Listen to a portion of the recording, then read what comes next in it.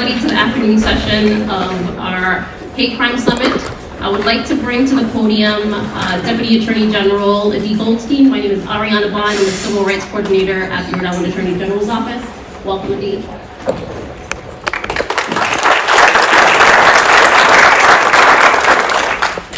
Thank you, everybody. Thank you, and welcome to our second Hate Crime Summit in the state. In a time of division, what will it take to bring people together? That is a question you're going to hear later on today in a documentary we're going to be presenting on the Tree of Life synagogue shooting in Pittsburgh. And I want you to think about that question throughout this afternoon of the public session as we continue to explore the vexing issue of hate crimes, and hate incidents, not only in Rhode Island, but really across the country. You're going to hear from a lot of amazing speakers this afternoon, professionals and experts in the field, as well as individuals with lived experience who have tragically lost loved ones to hate crimes and who have experienced it themselves. We're extraordinarily fortunate today to have a lot of dignitaries here with us today, which I think should serve to highlight the importance of this issue to us, particularly in these challenging times in our country. So first, I would like to begin by extending my thank you and welcome to Congressman Seth and Congressman Gabe, who will be speaking momentarily. I want to extend my welcome and thanks for Rhode Island Secretary of State Warwick, who is here with us right now. I also believe that Rhode Island Treasurer James DeLusa may appear this afternoon. Later today, you're going to hear from United States Assistant Attorney General Kristen Clarke, who is the Chief of the Civil Rights Division of the United States Department of Justice. I also want to acknowledge the presence and thank folks from the U.S. Attorney's Office, my former home in Rhode Island, who are with us here today. Thank you so much for your continued presence and support. And the FBI as well. Additionally, I want to acknowledge a number of Rhode Island senators and representatives who have come today, particularly at a time that is extraordinarily busy for you all with the end of session. Senator Linda Ujifusa, Senator Anna Posada, Senator Tiara Mack, Representative Enrique Sanchez, Representative Rebecca Kislak, and Representative Robert Craven, who may join us for some portion of the event later on today. You're going to hear from amazing speakers in a panel that's going to come right after me. I'm not going to introduce them right now. They're going to be introduced before they speak. And I know that you're all eager to get going, so I'm going to stop. But again, just thank you all. Congressman Magaziner.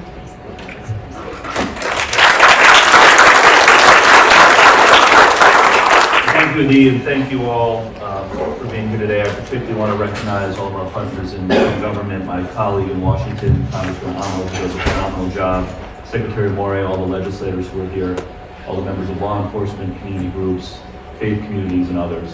Very, very grateful for all of your presence.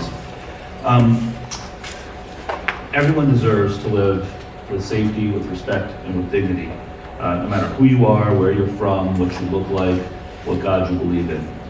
And unfortunately, we are now living in a very charged environment nationally, where hate crimes are on the rise. In Congress, I'm a member of the Homeland Security Committee and the ranking member for counterterrorism, law enforcement, and intelligence. So just to explain what that means, and I think you all know this already, but in Congress, we sort of divide our work into committees. That's where a lot of the real work gets done. I joined the Homeland Security Committee in part because I'm following in the footsteps of Jim Langevin, who was a longtime member of that committee, and in fact was on it since it was first created after September 11th. And the committee is divided up into a series of subcommittees by topic. There's cybersecurity, there's port safety, a number of different subcommittees. And each subcommittee has a leader from each party. So a chair from the majority party and a ranking member from the minority party. I was asked to be the ranking member on the Counterterrorism, Intelligence, and Law Enforcement Subcommittee. and have spent the last year and a half really digging into that work.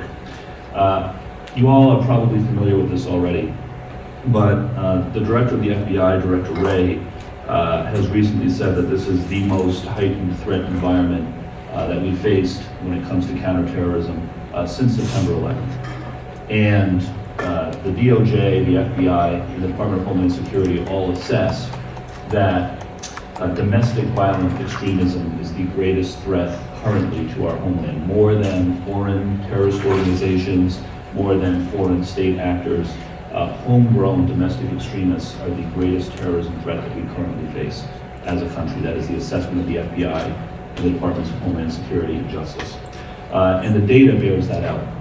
Over the last 5 years, more Americans have been killed by domestic violent extremists than by foreign terrorist organizations. And that didn't used to be the case. So let me say that again. For years, from 9/11 well into the aughts and beyond, more Americans were killed in terror attacks conducted by foreign groups like Al-Qaeda, ISIS, and others than by homegrown domestic terrorists. That ratio has now flipped. And in the last year, more Americans have been killed by domestic violent extremists than by foreign terrorists. And overwhelmingly, the motivations of those homegrown extremists are racially motivated, ethnically motivated, or politically motivated. So individuals who are, or groups who are inspired by racism, by homophobia, by bigotry, by anti-Semitism or Islamophobia, or by politics, or whether it's far right, far left, anarchist, or otherwise. There are many examples we could go through that you're all familiar with. I know Tree of Life has already been mentioned and it's going to be talked about again. Recently in El Paso, Texas, a racially motivated extremist targeted Latino and immigrant communities at a Walmart, killing 23 people. In Buffalo, New York, a racially motivated extremist targeted the black community in the supermarket, killing 10. In Allen, Texas, an extremist espousing anti-Semitic and neo-Nazi ideology murdered patrons at a mall, killing 8 people, and the list goes on and on. Typically, these are lone wolf actors who are inspired by world events. So we now are in a particularly charged environment. We have an election coming up. We have instability around the world, the situation, of course, in the Middle East and elsewhere, that can give rise to coordinated terror activities, but more commonly inspires individuals who become radicalized themselves online, reading things on the internet, and become inspired to commit acts of violence on their own. We are not immune from this here in Rhode Island. In Rhode Island in recent years, there has been a dramatic rise in the spread of neo-Nazi propaganda, flyers, stickers, etc. Anti-Semitic acts, we're familiar already with bomb threats and other acts of anti-Semitism that were committed and that spiked after the October 7th Hamas attacks in Israel. And Islamophobia as well. Of course, a Brown University student who was Palestinian was shot in Vermont some months ago, occurring outside Rhode Island, but affecting our community here in the Ocean State as well. So we are not immune from all of this, and we have to be vigilant.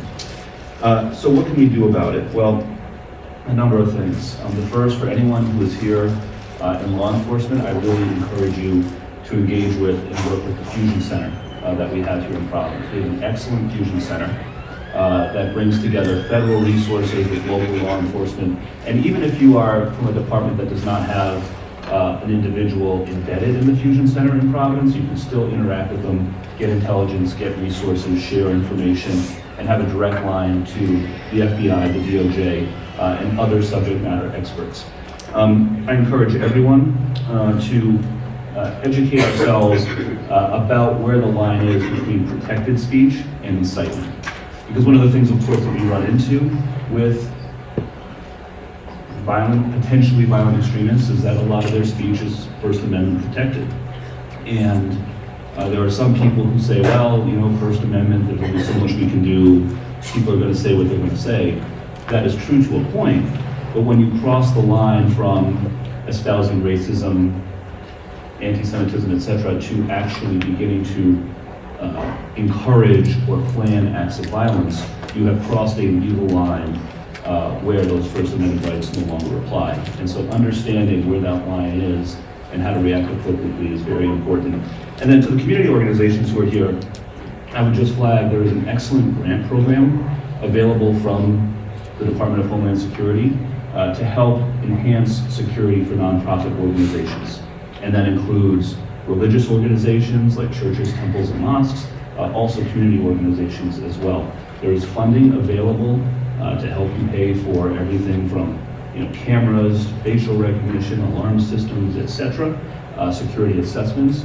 And we can be helpful in our office, Congressman Amo as well in the 1st District. Any community organization that is interested in learning more about how to access these funds and access this grant program, please call our office. We help organizations across Rhode Island all the time get access to this funding. But the main thing is to maintain our vigilance and to continue to lean into building trust across organizations in the community, because the best way to protect people and prevent these acts of violence from occurring are to build trust between the community, law enforcement, and government at large. Building those relationships, building that trust is absolutely vital, especially after we go through the next few months in the charged environment that we're entering. So I want to thank you all very much for leaning into this work. You have my commitment that I will continue to do everything that I can to support all of you. From my role in the Homeland Security Committee, we are accessible at any time and very motivated to continue to work with all of you to keep people safe. So thank you very much.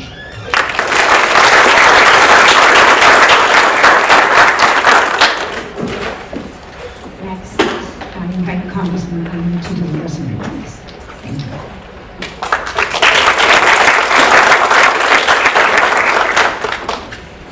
Thank you. It is good to be here for a timely discussion, one that I'm glad there are so many partners collaborating, and certainly I want to acknowledge my colleague Seth who's doing an amazing job on the Homeland Security Committee, driving very specifically at real solutions to some of the challenges that we face in the homeland that matter so much in our communities. It's such a direct link to things that we have seen and we have experienced here.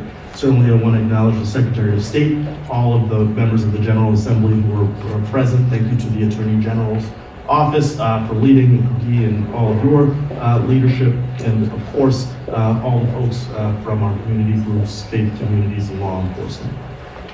As we come together today, I think we see a paradox in our country, and Congressman Magaziner acknowledged part of that.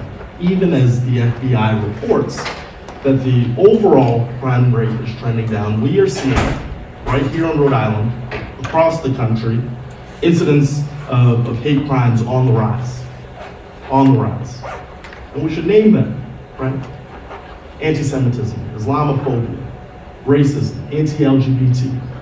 So many more forms that we see manifested through the various settings that are toxic to so many in our community, whether it's online and social media, whether it's the destruction of buildings, whether it's the threats called in. We are seeing an uptick, and we should be clear and be thoughtful about naming that reality. And we have to take every step and use every tool that's available to prevent hate crimes, but also respond. And that's why this conversation is so important. We all understand why it's important to report hate crimes and bias incidents when they occur.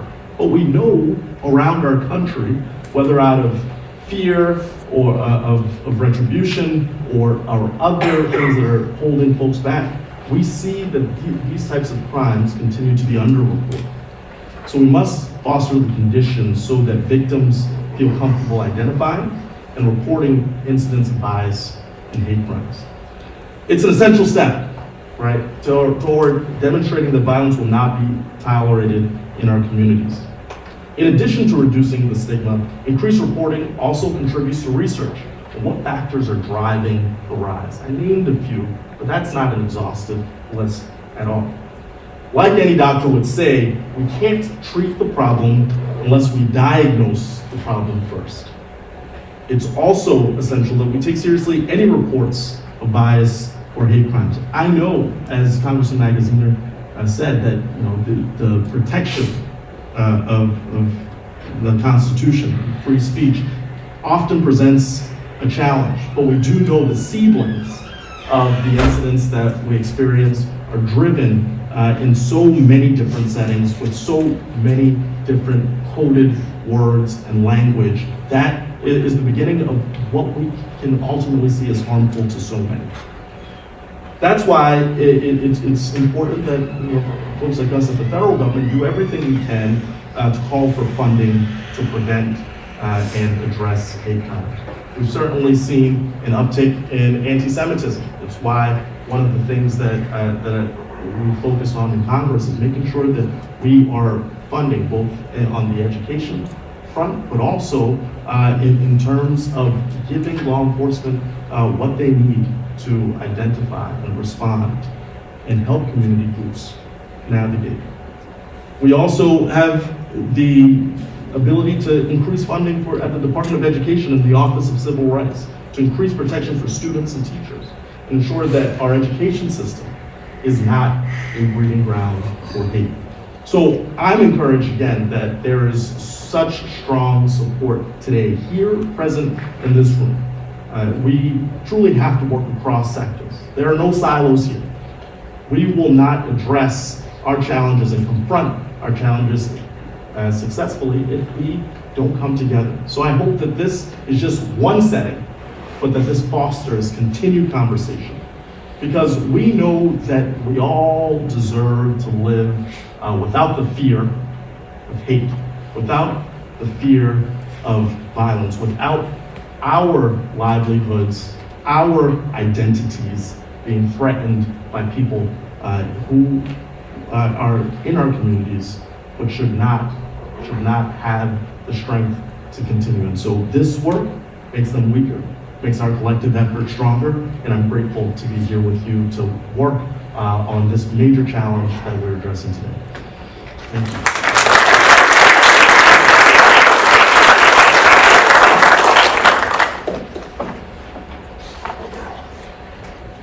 I would now like to welcome Keith Hoffman, the Chief of Policy at the Rhode Island Attorney General's Office and former Chief of the Civil and Community Rights Unit. Morning, or afternoon, everybody. Could I please welcome up Shane Lee, Rush Frazier, Chief Connor, and Rabbi Mack, our panelists for our first panel discussion today. If you all want to grab a seat, I will introduce you. We're running a little bit behind on time now, so I'm gonna cruise through everybody's introductions and then we'll get started. As Ari mentioned, I was formerly the chief of our civil rights unit in our civil division, but I also prosecuted a couple of hate crimes and have been involved in this work at the Attorney General's office for a few years. And so I am a trained trial attorney, and we are running short on time. So I'm going to be trying to pull the answers right out of you, and I will have to sometimes, I might try to cut you short if we're not able to get through. So I want to make sure that we get through a lot of great material today. We have an excellent panel. Colonel Bradford Connor is the chief of the Warwick Police. At the end here, Colonel Connor has served in the Warwick Police for 22 years, including in the Community Service Division, the Patrol Division, the Detective Division, and the Professional Standards Division. He is also the president of the Rhode Island Police Chiefs Association. Thank you, Colonel Connor, for joining us today. Rabbi Mack. Do you all intentionally sit in order? You really help me. Rabbi Mack is a senior rabbi at Temple Beth-El in Providence, where she served since her ordination in 2003. Just had her 20th anniversary at Temple Beth-El. Rabbi Mack is currently on the executive committee of the Rhode Island Interfaith Coalition to Reduce Poverty and the board of the Center for Reconciliation. Rabbi Mack is one of the founders of the Rhode Island chapterhood of the Sisterhood of Shalom Shalom. She has worked with community partners to encourage interfaith dialogue between Jewish, Muslim, Christian, and other groups through the Rape and Dread Code. Rush Frazier is the executive director of Youth Pride, Inc. Rush is a dedicated advocate with more than 20 years of community organizing experience. Youth Pride, for those that don't know, it is a wonderful organization that provides a variety of services to youth and young adults in the Providence area, including drop space, a basic needs pantry, federally funded housing assistance programs, counseling services, and a lending library. Shane Lee is from the Nonviolence Institute, where he is the Director of Training and Special Projects. The mission of the Nonviolence Institute, another amazing Rhode Island institution, is to create, by word and example, a community that uses the principles and practices of nonviolence to prevent, interrupt, and heal violence and to uplift the community. The Institute has helped to significantly reduce violent crimes in the city of Providence, particularly youth violence. Can we get a little round of applause for our panelists?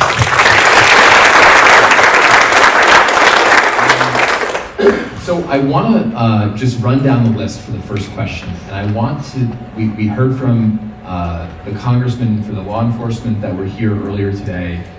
We've heard quite a bit about the rise in hate in our nation and alarming increases in hate incidents here in the state of Rhode Island.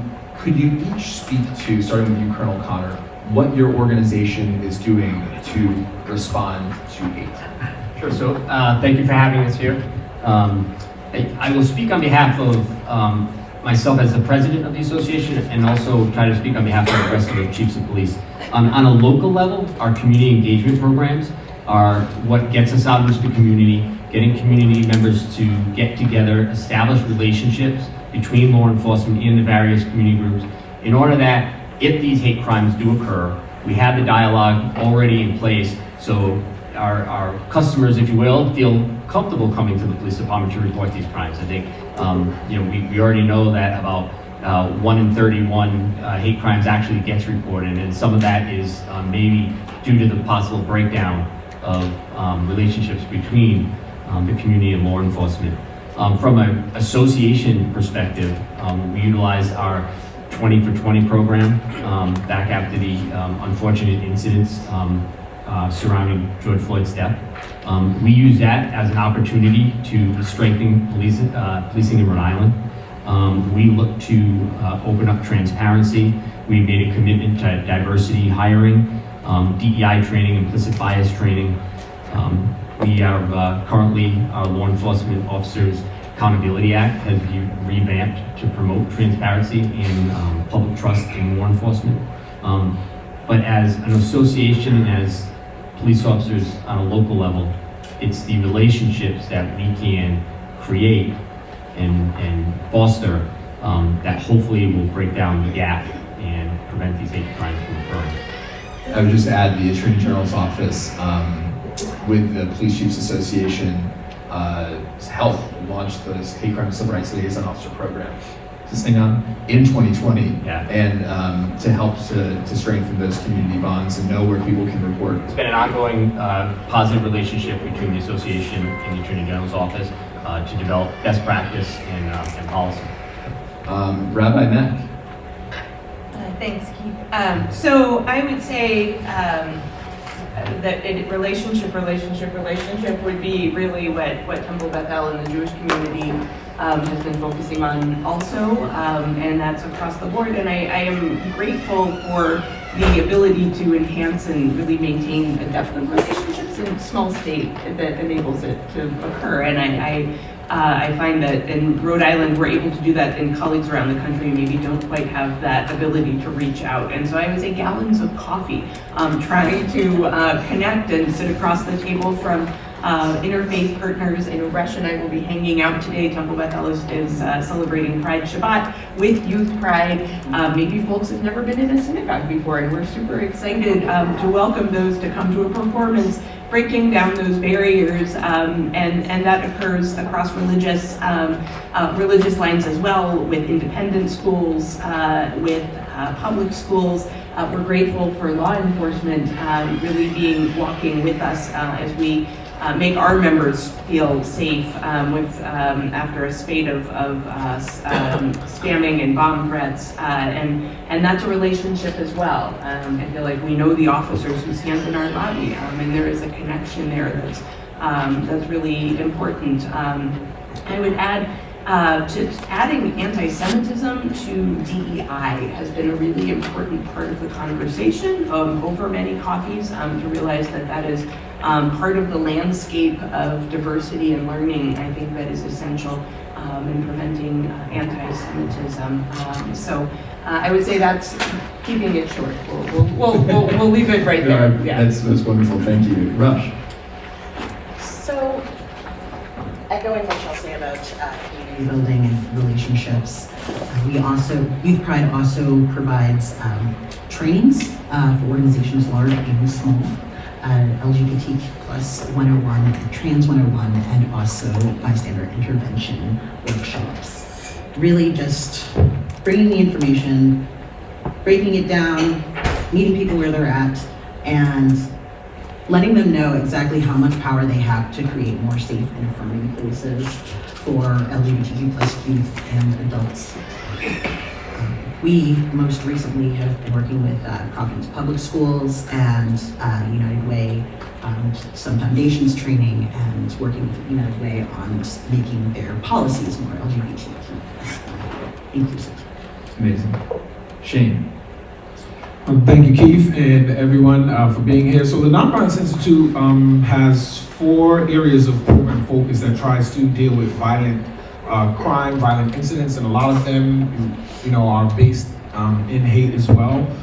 So we have our outreach specialist program, which really tries to be boots on the ground, tries to be mentors for youth and adults that are sort of maybe be involved with a life that has to do with violence, and they try to build those relationships so that they have intel. And post-COVID, they had to go a lot more online, which is a lot where the violence and the hate is, to try to look at direct messaging and inboxes and things like that, to try to see when things are stirring that might actually turn into a fight or a violent act, whether it be hate motivated or not, to try to see if they can leverage that relationship to start a conversation, to reach out, to connect, or to connect to someone who might know this individual who just posted this very concerning thing. Hey, can you call Joshua? He really sounds like he's going to go and do a fight or try to cause some issue. So street outreach is really sort of kind of the boots on the ground. We have victim advocates, which respond to all victims of crime, violence, hate related, and really their goal there is to be a support system to them and to try to make sure that they have resources so that healing can take place, to try to reduce the need or the want for retaliation, and to just make sure that we're curing hurts that happen. We also have the a role there called the discharge planner, which is really even looking at people who haven't interacted with the Department of Corrections because they got in trouble doing something that was violent or hate related, to work with them 90 days pre-release and 90 days post-release, to try to help them have a successful re-entry into society and to try to reduce recidivism, would also be like case management support to really get in there. The department that I'm the head of is training. And so with that one, the goal there is to really change hearts and minds. I often say that it's been proven that education, when done well, does have the potential to change attitudes and behaviors. So for that, we're not focused on just the urban core, but the entire state. And we're in schools, law enforcement, the medical field, training doctors, everyone and anyone who will listen to try to change the way that people are relating to other people. I want to pick up off that and actually direct a question at Rush. When something horrible happens in a community, it can drive people together, right? We've seen that before, and I think for the film that you'll all watch at lunchtime, you'll see how a community came together after the horrible shooting at the Tree of Life Synagogue to support the Jewish community. But absent a tragedy, sometimes that solidarity is not there between people in different groups. How do we bring people together before something bad happens, when maybe everyone's attention isn't focused on the issue of combating bias? I try to think about things through the lens of trans joy, and targeted universalism. So, what would we do? What does it take to make this community safer for a Black transgender woman? And the amount of the people that are the most vulnerable in society, when you make things safer for them, for people that are historically marginalized, we all benefit. I think bringing people together through art and food and cultural events, as well as and having that educational bit in there, meeting people where they're at and celebrating people for who they are, and saying yes, I see you, I affirm you, and you don't have to be anybody other than who you are to receive respect. Does anyone want to respond to that? Chief? I would say expand your invitation list. If you're hosting a training, if you're hosting a panel discussion, invite those that, you wouldn't ordinarily invite.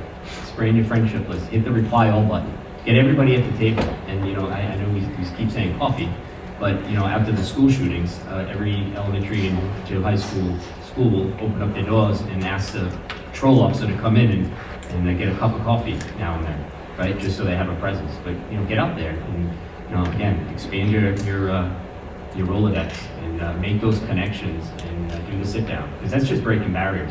Once you're on a first name basis, it's easy from there. So Chief, you mentioned earlier that statistic about the underreporting of hate crimes. So National Institute of Justice, their best estimate is that 1 out of every 31 hate crimes is actually reported to law enforcement. Shane, do you think, we don't have data in Rhode Island on that. I can tell you anecdotally, we know that hate crimes go unreported for sure. Do you think we're doing better or worse in Rhode Island? Just based on absolutely nothing, because we don't have data, but Based on absolutely nothing. how could we do better, even if we're better than normal? We're probably, trending in the same direction as the national, numbers that you have. But I think, to be honest, how we can do better is also even related to that last question that you asked. I think about, making sure that this is not based off of a negative event that took place. And sometimes that negative event is sort of the nexus that unites community around anything, around increasing reporting. So the answer to that question is going to be different for every community, because every community has a culture that dictates how it communicates, why it will adopt a certain practice, and why it will begin to exhibit new behaviors. So that's why building community and training on the ground is really important, because for one community, why they don't report or why they do or would start to, that impetus is going to be very different. So it really starts with information gathering, with education, and finding ways that reporting hate crimes fits into some of the larger goals that these smaller communities have. If they can see that connection, it'll become part of their practice or part of their culture, that actually reporting hate crimes affirms who they are and what they're trying to accomplish. If they don't see that connection, or if they only see the association with the threat or the worry of what the repercussions could be, or the belief that nothing results from reporting, then you won't really see that number drive up. And it also has to be easier. We have to really reduce the barriers to reporting. I mean, it needs to be as easy as telling Siri or something. Like, if we can have technology and law enforcement integrations that really make it text such to 99210, someone will get in touch and help you fill out this report. We have the head of civil rights at Meta here, so maybe she's listening to your suggestion. So I want to build off of that ease of reporting, and I'm from the AG's office. I'm not just going to plug us, but I do want to say with some of the work that we've been doing. I mean, the Attorney General in 2020 created a civil rights team. We prosecute hate crimes. We have a reporting portal online. With every police department in the state, we created the Hate Crime and Civil Rights Liaison Officer Program. Every police department, every campus police, public safety office in the state has one. We think we're the only state in the entire country that has a system that is 100. Like Massachusetts has one, they don't have 100% participation, we do. Maine has one, they don't have 100% participation, we do. So we think we're actually the only state in the country that has 100% participation in a program like that. We've tried to make it easier to report.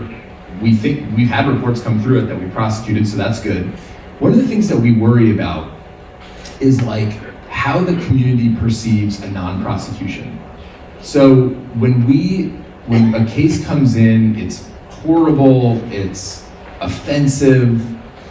Congressman Magaziner mentioned this. The First Amendment. Maybe it's a First Amendment issue, so we can't prosecute it. Maybe there's no underlying criminal offense. I guess I would direct this at Rabbi Mack. how do we communicate to the community why we can't prosecute a case so that we don't lose credibility, so that the next time people still want to report to us, even though they feel that we've failed them sometimes with a particular case? It's a good question, and it's what a time we're living in. I feel like that's an inordinate part of my weekly conversations, especially regarding Israel-Palestine. Right, there are lines that are free speech, but there are big feelings. It's really about the big feelings surrounding, and I think that's probably part of the communication about prosecution, and is to provide spaces, context, conversation, and other kinds of emotional support to hold those feelings, because they do matter. I think the big feelings are part of the ways in which we build a healthier future. We move forward and continue to connect to one another, and you can't prosecute feelings, but I think to recognize and find ways to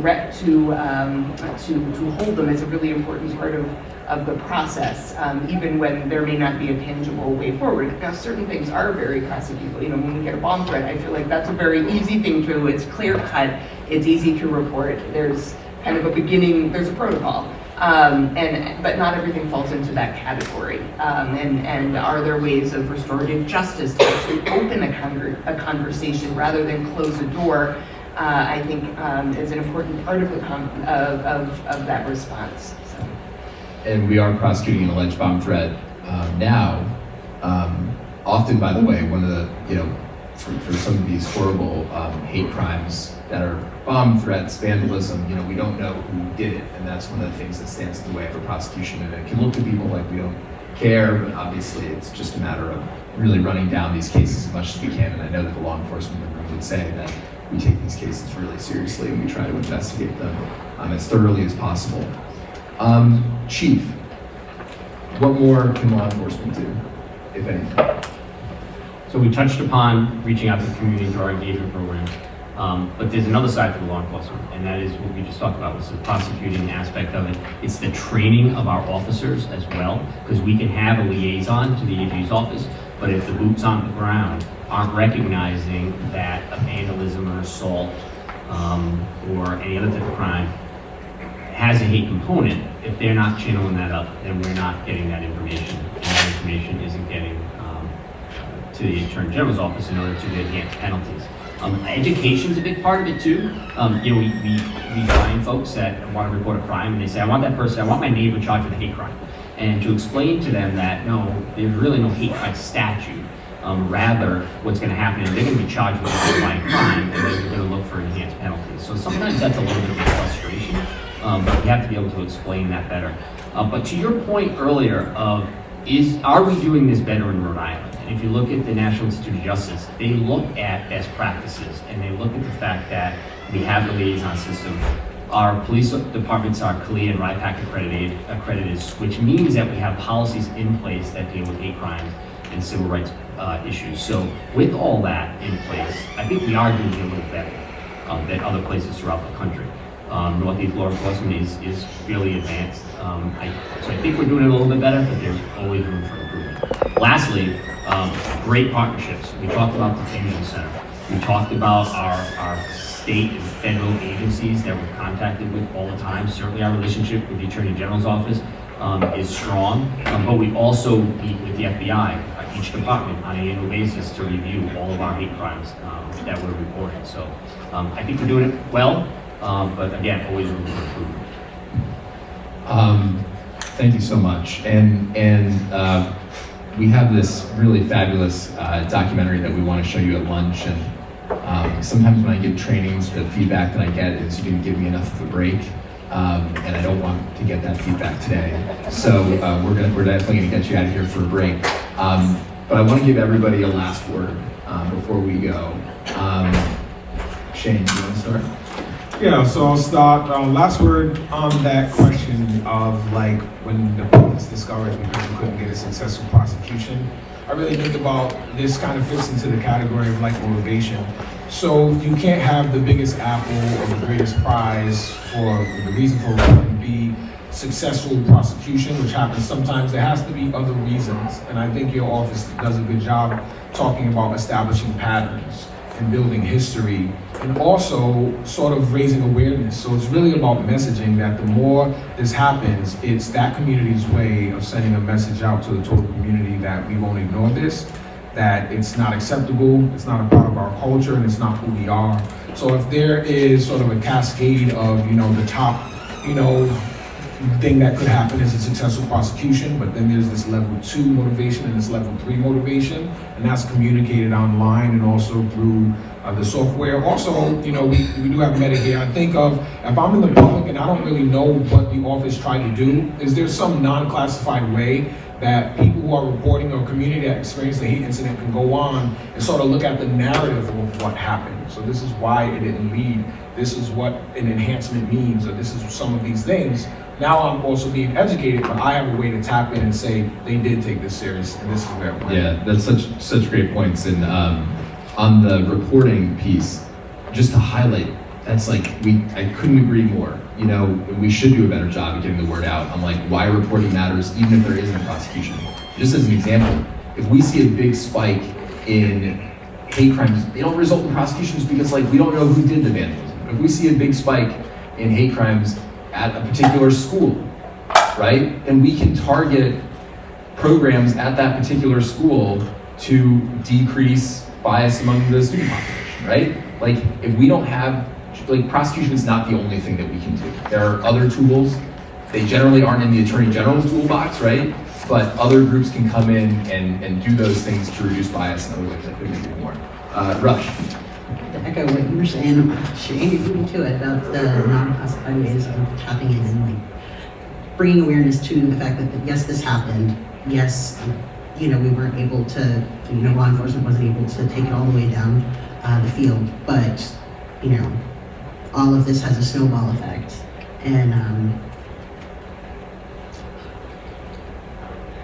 I was also going to say about just doing everything for the youth in your life to make sure that they know that they have power and that they're supported. And it's more along the lines of yeah, sure, speak up when something is going on, but also just be the example. Don't be afraid to be the example, and create that space, make something uncomfortable if you hear somebody saying something ridiculous, racist, transphobic, homophobic, etc. Don't be afraid to disrupt. You, Rabbi? I couldn't agree more, and I would add to that, show up. 99% of this is really showing up for one another, and I think in the good times, hopefully before the bad times. So to come to a celebration, a cultural festival, to be there to celebrate before we have to tackle something hard together, but to show up then too.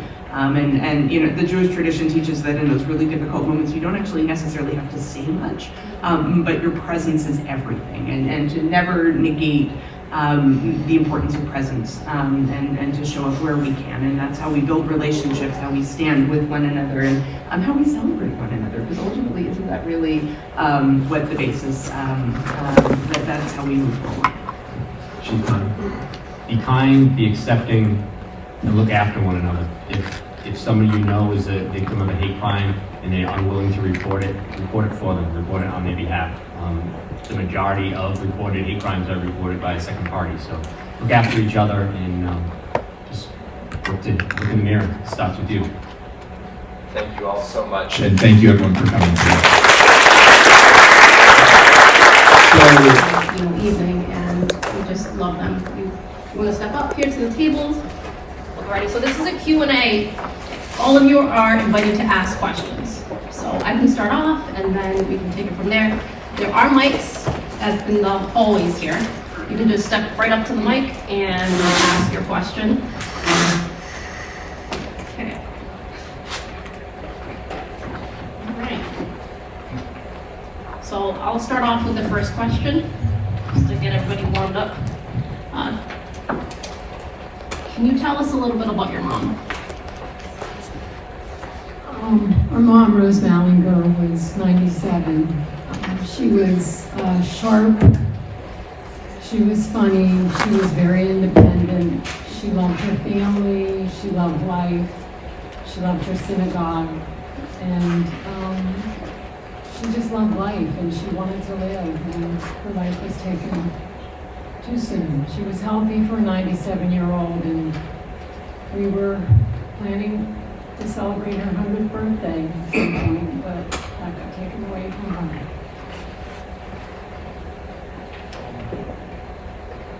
Yeah, that's our mom in a nutshell. She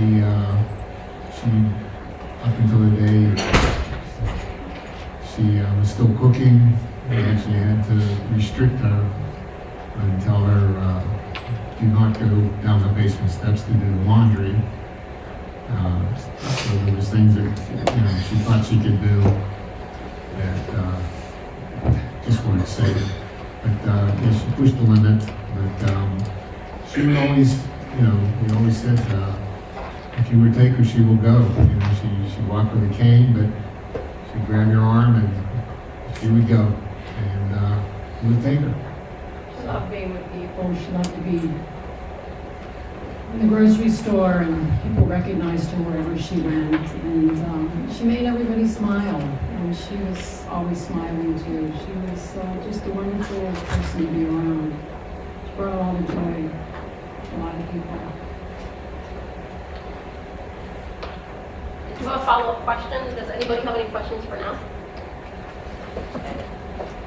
I'd just love to know your experience with the community response that you felt after the tragic events. Well, let me give you the mic so everybody can hear you. I would just like to hear the community response. I know we saw a little bit in the video, but I know things are so shocking right after the fact. And but were there any stories that stood out to you in terms of how people came together in the community that you could share? I was in the hospital for 10 days, so I didn't know a lot of what was going on at the time. There was a vigil that night that high school students organized. There were hundreds of people at the corner of Forbes and Murray, which is like a hub in Squirrel Hill. And the whole community was just unbelievable. I felt so much support from everyone. The law enforcement, all the organizations,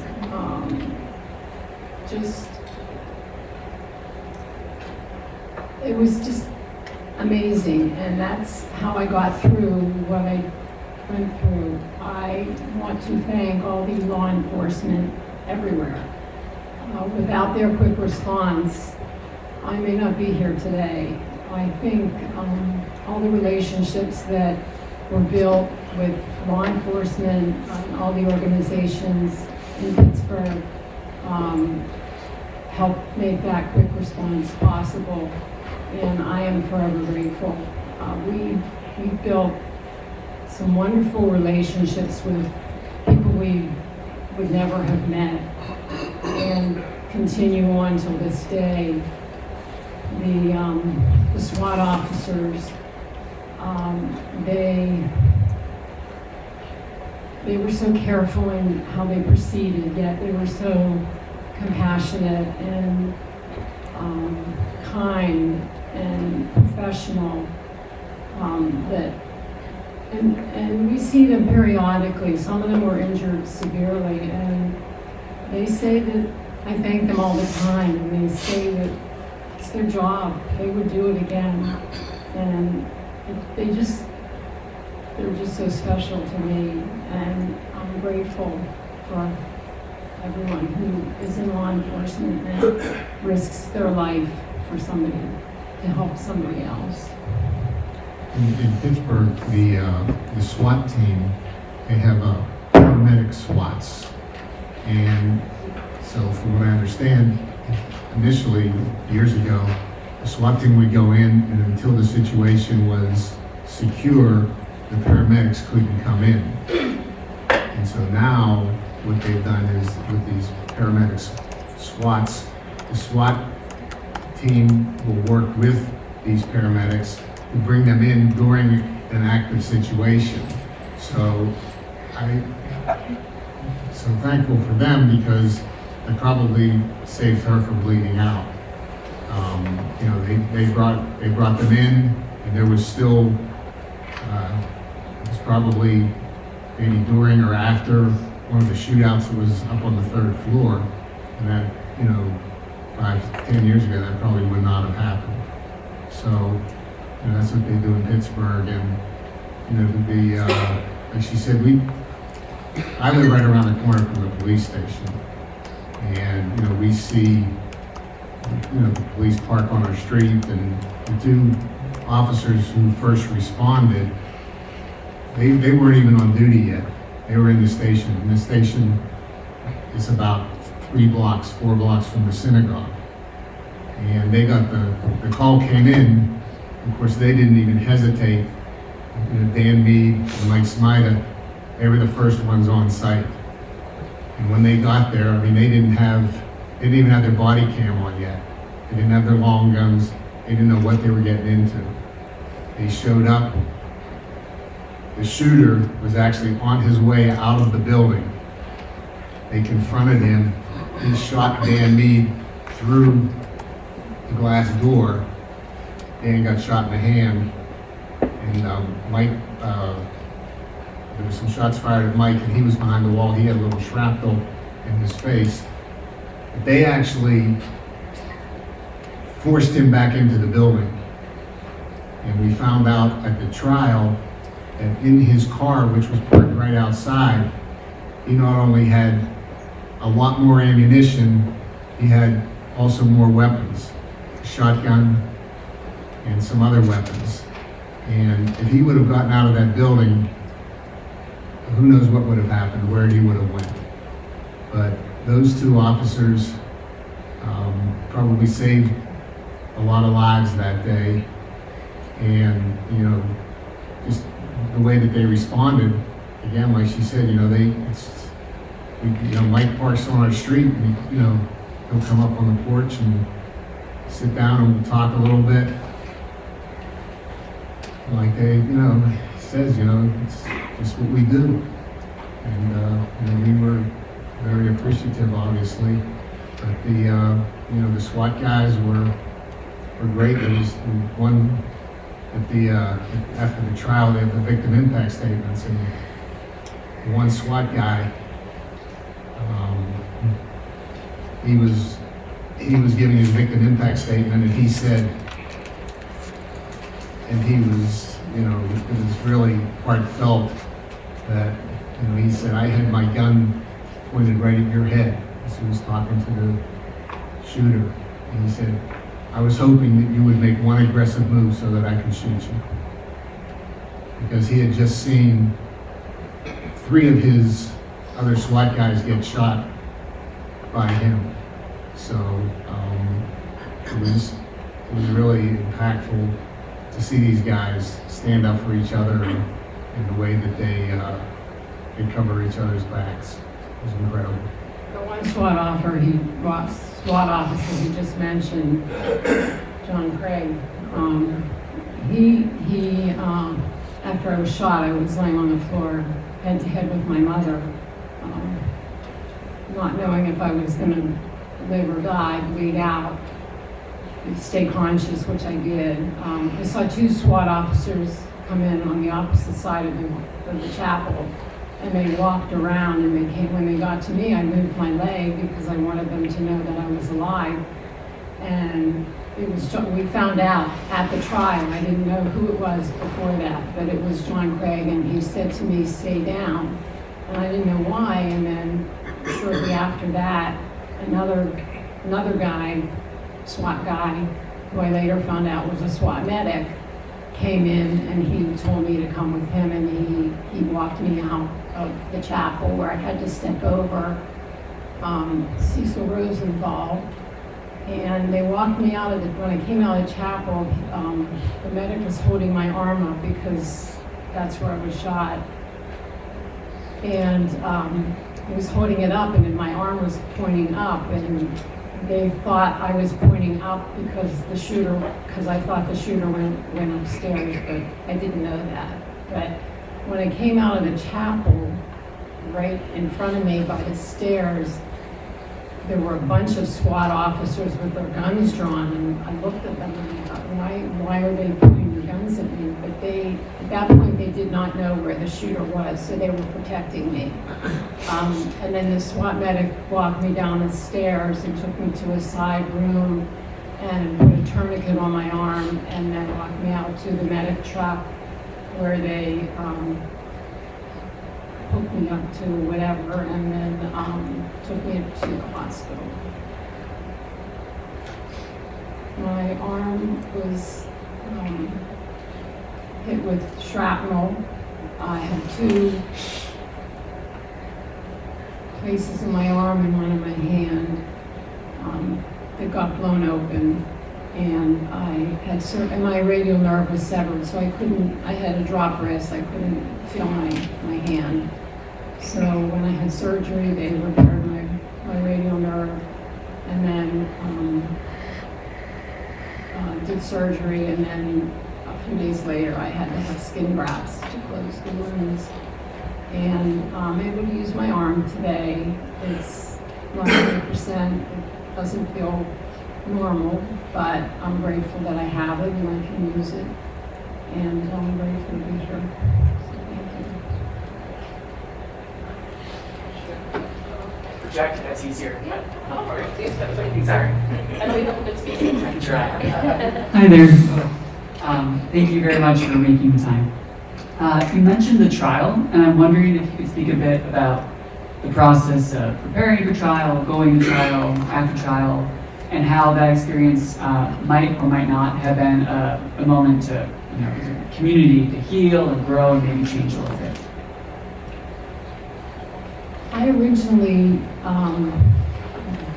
didn't want anything to do with the trial. I wanted him to plead guilty and just put him in jail.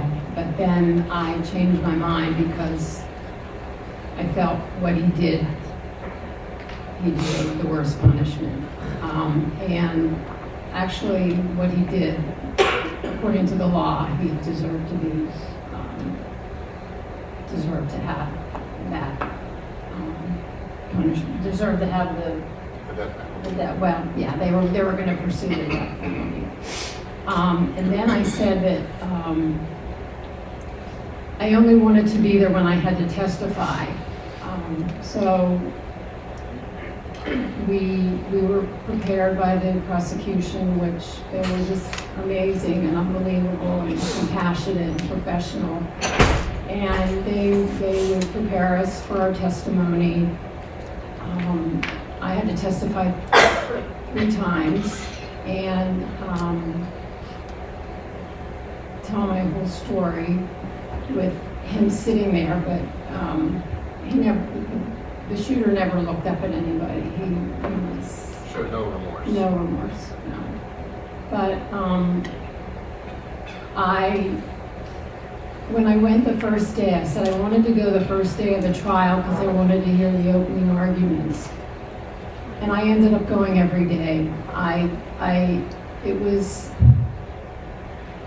was very helpful to learn what actually happened. There were things that we didn't know happened. There were things we didn't know how they happened. In fact, I learned a lot about what happened to me.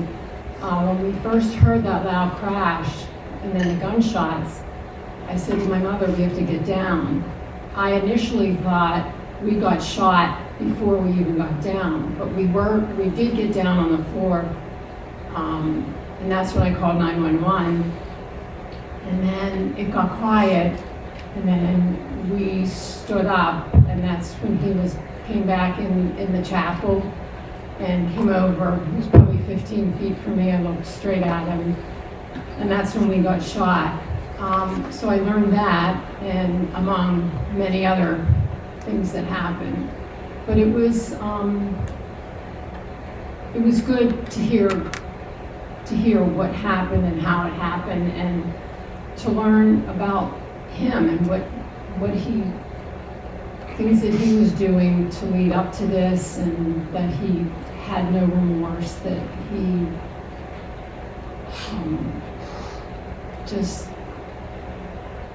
he wished he'd have done more. I mean, we heard so many things that no one wants to hear, but it was good to be there every day, and it will never be a closure, but it was a relief afterwards to finally have it come to an end. During the trial, they talked about, he was planning this, he had planned this, and he was a smart guy. He had computers at his house, his apartment, that he set up, that if he wasn't back in 200 minutes or whatever it was, that every one of those computers would be wiped out. And, they brought in some computer experts, and they said, this isn't something that, any everyday Joe who works on computers could do. He said, this guy knew what he was doing. And, they also, at trial, we realized that, he had planned to come the week before. But there was what they call junior congregation, where they have a lot of kids there. And he felt that if he went there that week and killed kids, it would be bad optics for his cause. And so he didn't go that week. Thank goodness. And just some other things that, the websites that he was on, and, excuse me, the way that he followed these websites, and social media, has been talked about here today, it's a powerful tool, and it can be a powerful tool for good, and it can be a powerful tool for bad. So, when we talk about, following the trail, it's true, and a lot of that came out at the trial, and it was a big part of it. His motives and how he had pre-planned this, and like you say, like who would do something like this? You have to be crazy to do something like this. Well, maybe you do, but he planned this, and he was working towards this. And that morning, we found out. So, the Tree of Life is here, the police station's here, and the JCC's here. They're fairly close, within less than a mile. He rode past the Tree of Life, he rode past the police station, he rode past the JCC, and he felt that the Tree of Life was his best target, because it was not as close to the police station as the JCC. And that's ultimately how he chose the JCC that morning. The Tree of Life, and not the JCC. So if he would have gotten out of the building that day, he may have gone to the JCC next. We don't know. But anyway.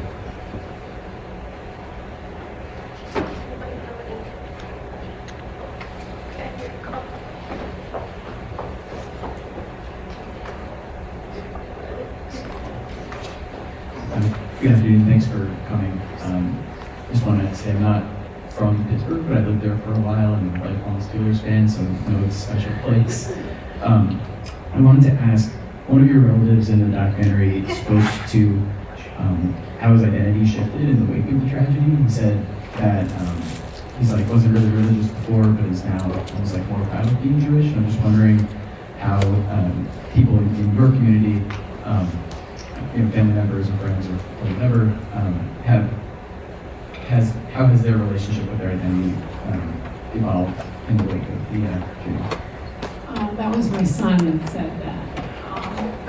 We grew up in a fairly kind of observant home. My parents kept kosher. They changed the dishes at Passover. They were very active in the synagogue, conservative synagogue, but they spent a lot of time there. when I got married, I didn't keep a kosher home, but I still felt a connection to my synagogue and to my religion. My children are not so much into it, but I think they know in their heart that they're Jewish, and they would never deny it or cover it up. And I think since this happened, that a lot more people are outwardly proud to be Jewish, wearing Jewish stars or what have you. After it happened, somebody made the shirts Stronger Than Hate. It was the Steelers logo with the Jewish star. We see them everywhere. We see them in different cities, but we see a lot of them in Pittsburgh, and we're just proud to be Jewish. Any other questions?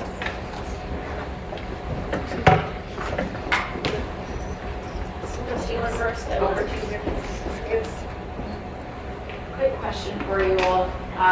Could you sort of talk about something that you want people to remember from your experience? I know a lot of times you all get a lot of questions about what was it like then, how did you feel? What do you want people to learn from your experience? I want people to learn to get along. I want people to learn to be accepting and respectful of other people's differences, be kind. This film is shown in a lot of schools, and we have been going to the schools, and we do things like this after the film, and it's very impactful on the students after they see the film to actually see the people that have gone through this, and they feel a connection with us, and the students are doing great things in their schools. They're organizing different anti-hate clubs and different clubs to acceptance and diversity, things like that, multicultural. So we're seeing a lot of really great things happening, and we also tell these kids, we try and tell them that if you see something, say something. If your friend next to you is drawing something that doesn't look right to you, or you know is not right, tell somebody. You could stop one person in their tracks and make a difference. Within our family, we joke, well, where did you hear that? Well, I read it on the internet. Oh, well, if you read it on the internet, it must be true.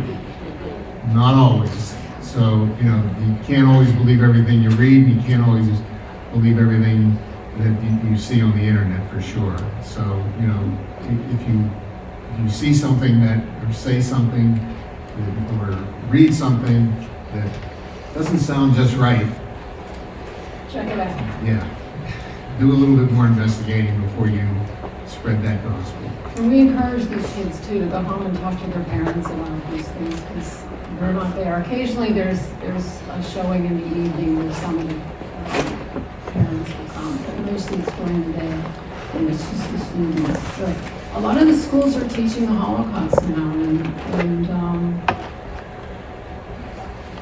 do you think that's needed?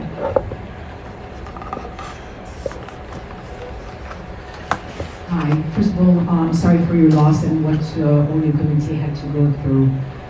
The question I have is, how does SWAT team stop the shooter? How did they stop him? Yes. Well, in the building, he went up to the top floor, and he basically he didn't barricade himself, but he set up boxes on the table so that it was a pitch black room, and the way that the room was laid out, it was in like an L shape, so it was here and here, and so he had a place really to hide behind as well. So when the SWAT team got up there, and again, they didn't know how many people were within the building, so there was guys that were still going room to room. And then they pinned down the shooter up there, and they breached the room. And the officer who reached the room, Tim Matson, he's 6'5", 230 pounds. And as he testified at the trial, when he went in, he got shot, and he had 7 new holes in his body. And they showed the equipment that he was wearing. It basically saved his life. And he had a helmet on that was not really tested to protect against an AR-15, but it did. And so, you know, Matson got shot up, and one of the guys reached, I can't remember, Anthony Burke reached in to grab him and get him out, and Anthony Burke got shot in the hand. But she didn't even realize it when he got shot. And so Sargucci was with Matson. He jumped on top of Matson to protect him. So there was a big shootout going on up in this room, and you know they finally were able to drag Matson out. It wasn't that far, and they talk about when they do their training for an officer down, they use Matson because he's the biggest guy. You know, he's 6'5", with all his equipment on, he's probably 280 pounds. And so it happened that day, and they had to triage him and get him out of there. And they did that. And then there was another shootout shortly after they grabbed him and got him out of there. And then the shooter said, "I've been shot, come in and get me." And they said, there's no way we're doing that. And he said, and they instructed him, what to do. And basically he crawled out of the room on his belly. It was right outside that room, and he still had weapons on him. He had a gun strapped around his ankle, and that's where he was until they secured him right in that spot. So he listened to all their commands, and he that's how he got out alive. And, he listened to them, and they followed the proper protocol, and that's how it ended. He was still yelling, "All these Jews must die." They took him to a room right adjacent to that, and they triaged him there. And one of the officers who was in there was watching him as the medics were working on him. And the one medic said, you have to take the I guess they use those zip ties, I don't know what they call them, handcuffs. You have to get those off of him and cuff him in the front because I can't work on him. And the officer said, I had my gun pointed right at his head, and I told him, listen, I'm going to cut these straps off of you. If you move 1 inch or don't listen to any of my commands, I'm going to shoot you. And he listened to them, and they triaged him, and they took him down the back fire escape. And they took him to a hospital where a Jewish doctor operated on him. Oh, innocent director, sorry.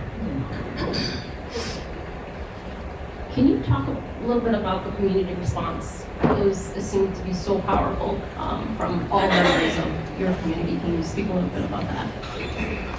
You can see in the film, the Muslim community especially, and what they don't mention in the film is, they talked about the Facebook, the GoFundMe page that they started. The Muslim community paid for every single funeral of all the people. And that was just incredible, unbelievable. And as far as the community response, at that time I worked at the Jewish Community Center. And when I went back to work, there was people who would just come into my office and just, hug me. And it was healing for them and healing for me as well, that they could do that, and their response to everything. at the Shiva, you know, there was people that came, there was a young rabbi that came from Riverside, New York. And he shows up and said, you know, it's very nice of you to come. He said, I had to come. I had to come. And we had friends of ours who lived in Pittsburgh for many years. They moved to Orange County, California. And when everything started happening, they're watching it on TV, watching it. They said, we can't watch this anymore. They got on a plane and they came to Pittsburgh to be with us. And, you know, during that week, because, you know, she was in the hospital, obviously, so her mom's funeral was not until that Friday. That week, you know, all of our kids' friends were coming. You know, we had my son's friend from London flew in. You know, their friends from, you know, California, you know, she was in school at Berkeley. She flew in and just, it was unbelievable. And, you know, there's just no way we can repay everybody for it. The response was great. They just wrapped us around. Wrapped us in love. See, I remember our neighbor who I grew up with, he showed up in my hospital room a couple days after. It was like, I could not believe it. I mean, people just came out of the woodwork. There was somebody. Came from Colorado. Colorado, yeah. There was at the Shiva, I remember a student who said he's in school in New York. He said, "You don't know me, but I just had to be here." And there were so many others like that.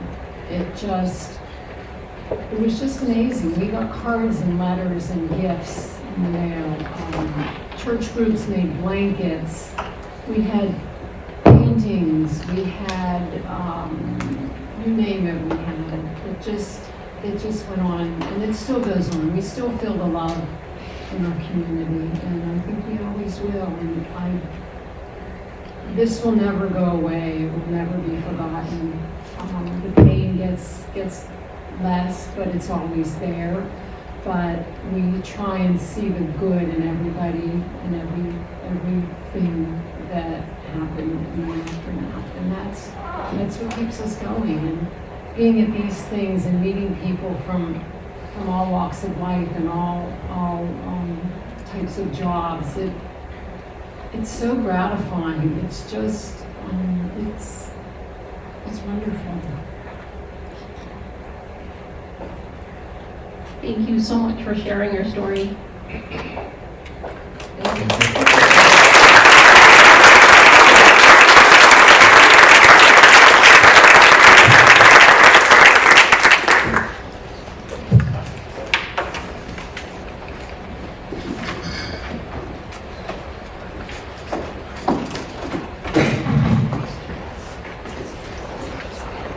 Good afternoon.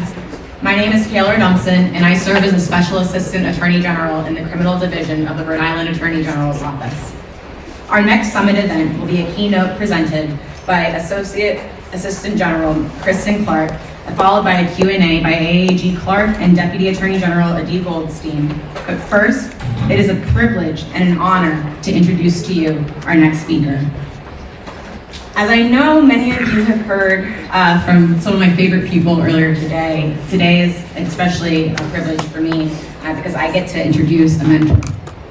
Some of you may know Kristen Clarke as the Assistant Attorney General for Civil Rights at the United States Department of Justice, and others may know her for her work as a fierce civil rights advocate and a voice for those in need. But I'm lucky to call her a mentor and a friend. Ms. Clarke has dedicated her entire life, both personal and professional, to the pursuit of justice for all. From her early childhood experiences watching oral arguments in school desegregation cases, her work as a student leader at Harvard and Columbia Law School, to her visionary leadership at the Lawyers Committee for Civil Rights Under Law, where I first got to see Ms. Clarke's work up close as a young intern. In 2015, Ms. Clarke was named President and Executive Director of the Lawyers Committee for Civil Rights Under Law, one of the nation's leading civil rights organizations, founded at the request of President John F. Kennedy. There, she led the organization's legal work in courts across the country, addressing some of the nation's most complex racial and civil rights challenges, including landmark civil rights lawsuit and restorative justice-based settlement in a case called Dumpson v. Aid. which was the first time a federal court found that online racist harassment can interfere with a person's use of a place of public accommodation. Clarke and the Lawyers Committee brought this lawsuit after neo-Nazis targeted a young black woman for racist and gender-based harassment. As a named plaintiff in that lawsuit, I watched Ms. Clarke carefully as she skillfully articulated the legal theory for my case on national news, as she explained the real-world complexes and impacts that hate crimes have on survivors like myself every day. I also watched as she represented my interests with a form of zealous advocacy, the likes of which this nation has never seen since the late Thurgood Marshall. Ms. Clarke's ability to connect with victims and survivors and their families has enabled her to build a lasting rapport with all she encounters and invokes a sense of trust in the judicial system. As Assistant Attorney General for the Civil Rights Division, Ms. Clarke leads the Justice Department's broad civil rights enforcement efforts and works to uphold the civil and constitutional rights of all who live in America. In this role, she builds on the skills she learned through her career in public service. From her work as a trial attorney in the Civil Rights Division at the Department of Justice Honors Program, to her tenure at the NAACP Legal and Educational Defense Fund, where she helped to lead the organization's work in areas of voting rights and election law, and her experience serving as the head of the Civil Rights Bureau for the New York State Attorney General's Office, where she also led broad civil rights enforcement actions. Ms. Clarke's legal acumen is not limited to being a critical thought leader, but extends to her courtroom litigation experience and expertise. During her time at the NAACP Legal Defense Fund, Ms. Clarke worked on cases defending the constitutionality of the Voting Rights Act, presented oral arguments in the DC Circuit for Shelby County, Alabama versus Holder, and has provided testimony in federal and state voting rights cases. Today, Ms. Clarke advances the nation's civil rights agenda with the same vigor and passion that has fueled her through each stage of her life, as she serves as a role model to countless legal professionals who have had the opportunity to learn under her tutelage, and those who aspire to be cut from the same cloth. Over the years, I have learned much from Ms. Clarke, and I hope that through her remarks, you do as well. Without further ado,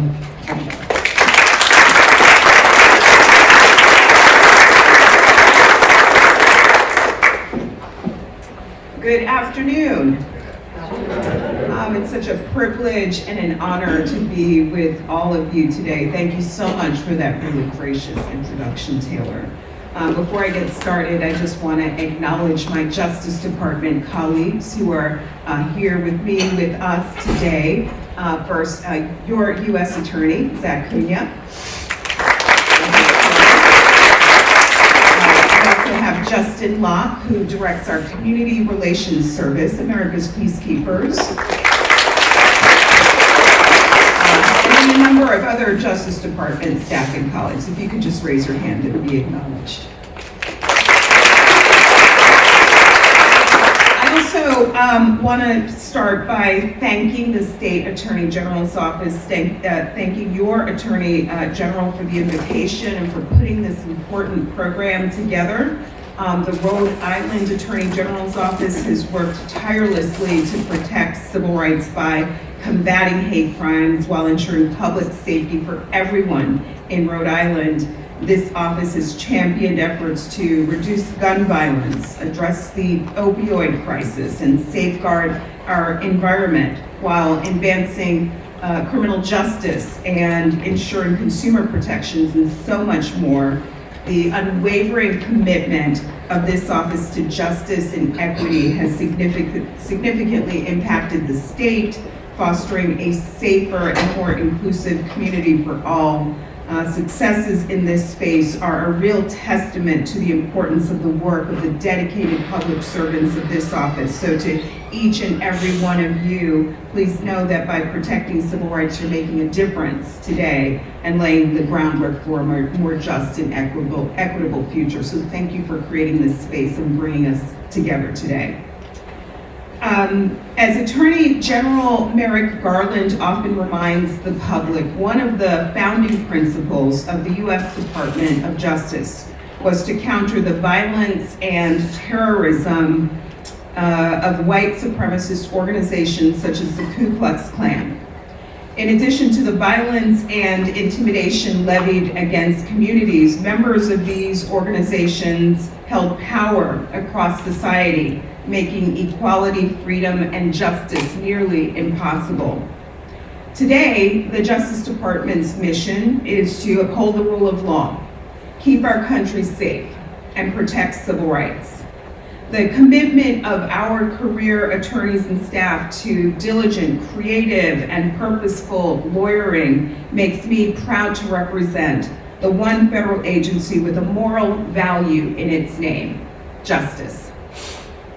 We gather today on what is the 26th anniversary of the tragic and heinous murder of James Byrd Jr., a 49-year-old black man who was chained by the ankles to the back of a pickup truck and dragged for nearly 3 miles to his death.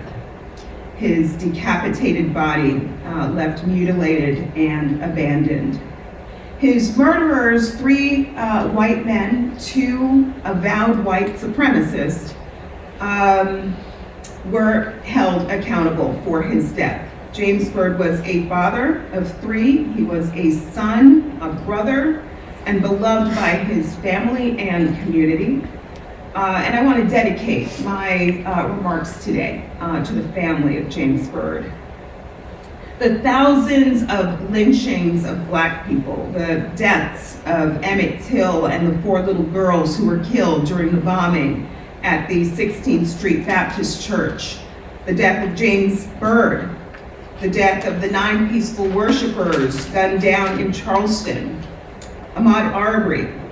Racially motivated violence is a stain on our nation's history, and it is fitting that we gather on this day for a sobering and timely reminder of why the fight against hate is so crucial and so urgent.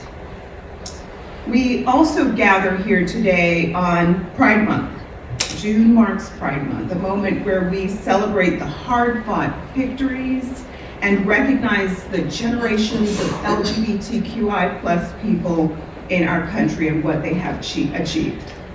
We honor the progress made. We embrace the diversity of identities and stand in solidarity with those who have paved the way for greater acceptance and equality.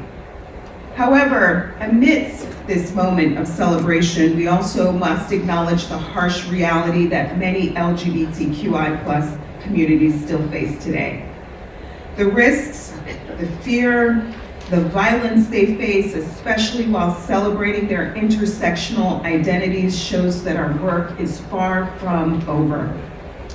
At the Civil Rights Division of the Justice Department, we take our responsibility to enforce hate crimes seriously, including vigorous enforcement of attacks against the LGBTQI+ community. Hate crimes not only harm the immediate victims, but also send a chilling message of intolerance to entire communities. We have actively pursued cases and continue to do so to ensure that the perpetrators of hate crimes are held accountable. These types of heinous crimes prompted Congress to adopt the Matthew Shepard and James Byrd Jr. Hate Crimes Prevention Act. And that law is an essential weapon in our legal arsenal to combat hate, and we have used it effectively. We have prosecuted those responsible for violent attacks against LGBTQI+ people. We have addressed threats and harassment directed at LGBTQI+ community centers and worked tirelessly to protect the rights of all people to live openly and love freely and live authentically without fear in our country. In just the last 6 months, we charged the man responsible for the tragic 2022 mass shooting at Club Q in Colorado, which left 5 members of the community dead, 25 injured, and countless others harmed with hate crimes. A guilty plea is anticipated, which I recognize is just the first step in this community's long road to healing. We prosecuted a South Carolina man for the murder of Dime Doe, a black transgender woman. This case was the first trial under the Shepherd-Bird Hate Crimes Prevention Act for violence against a transgender person. And the jury's guilty verdict was historic, as it marked the first time a defendant was found guilty at trial for a federal hate crime motivated by gender identity. And this verdict hopefully sends a loud message that Black trans lives matter. Violence towards trans people, period, will not be tolerated. We prosecuted and secured sentences for a Texas man who threatened a Boston doctor working at a national LGBTQI+ health center because the doctor provides gender-affirming care for kids.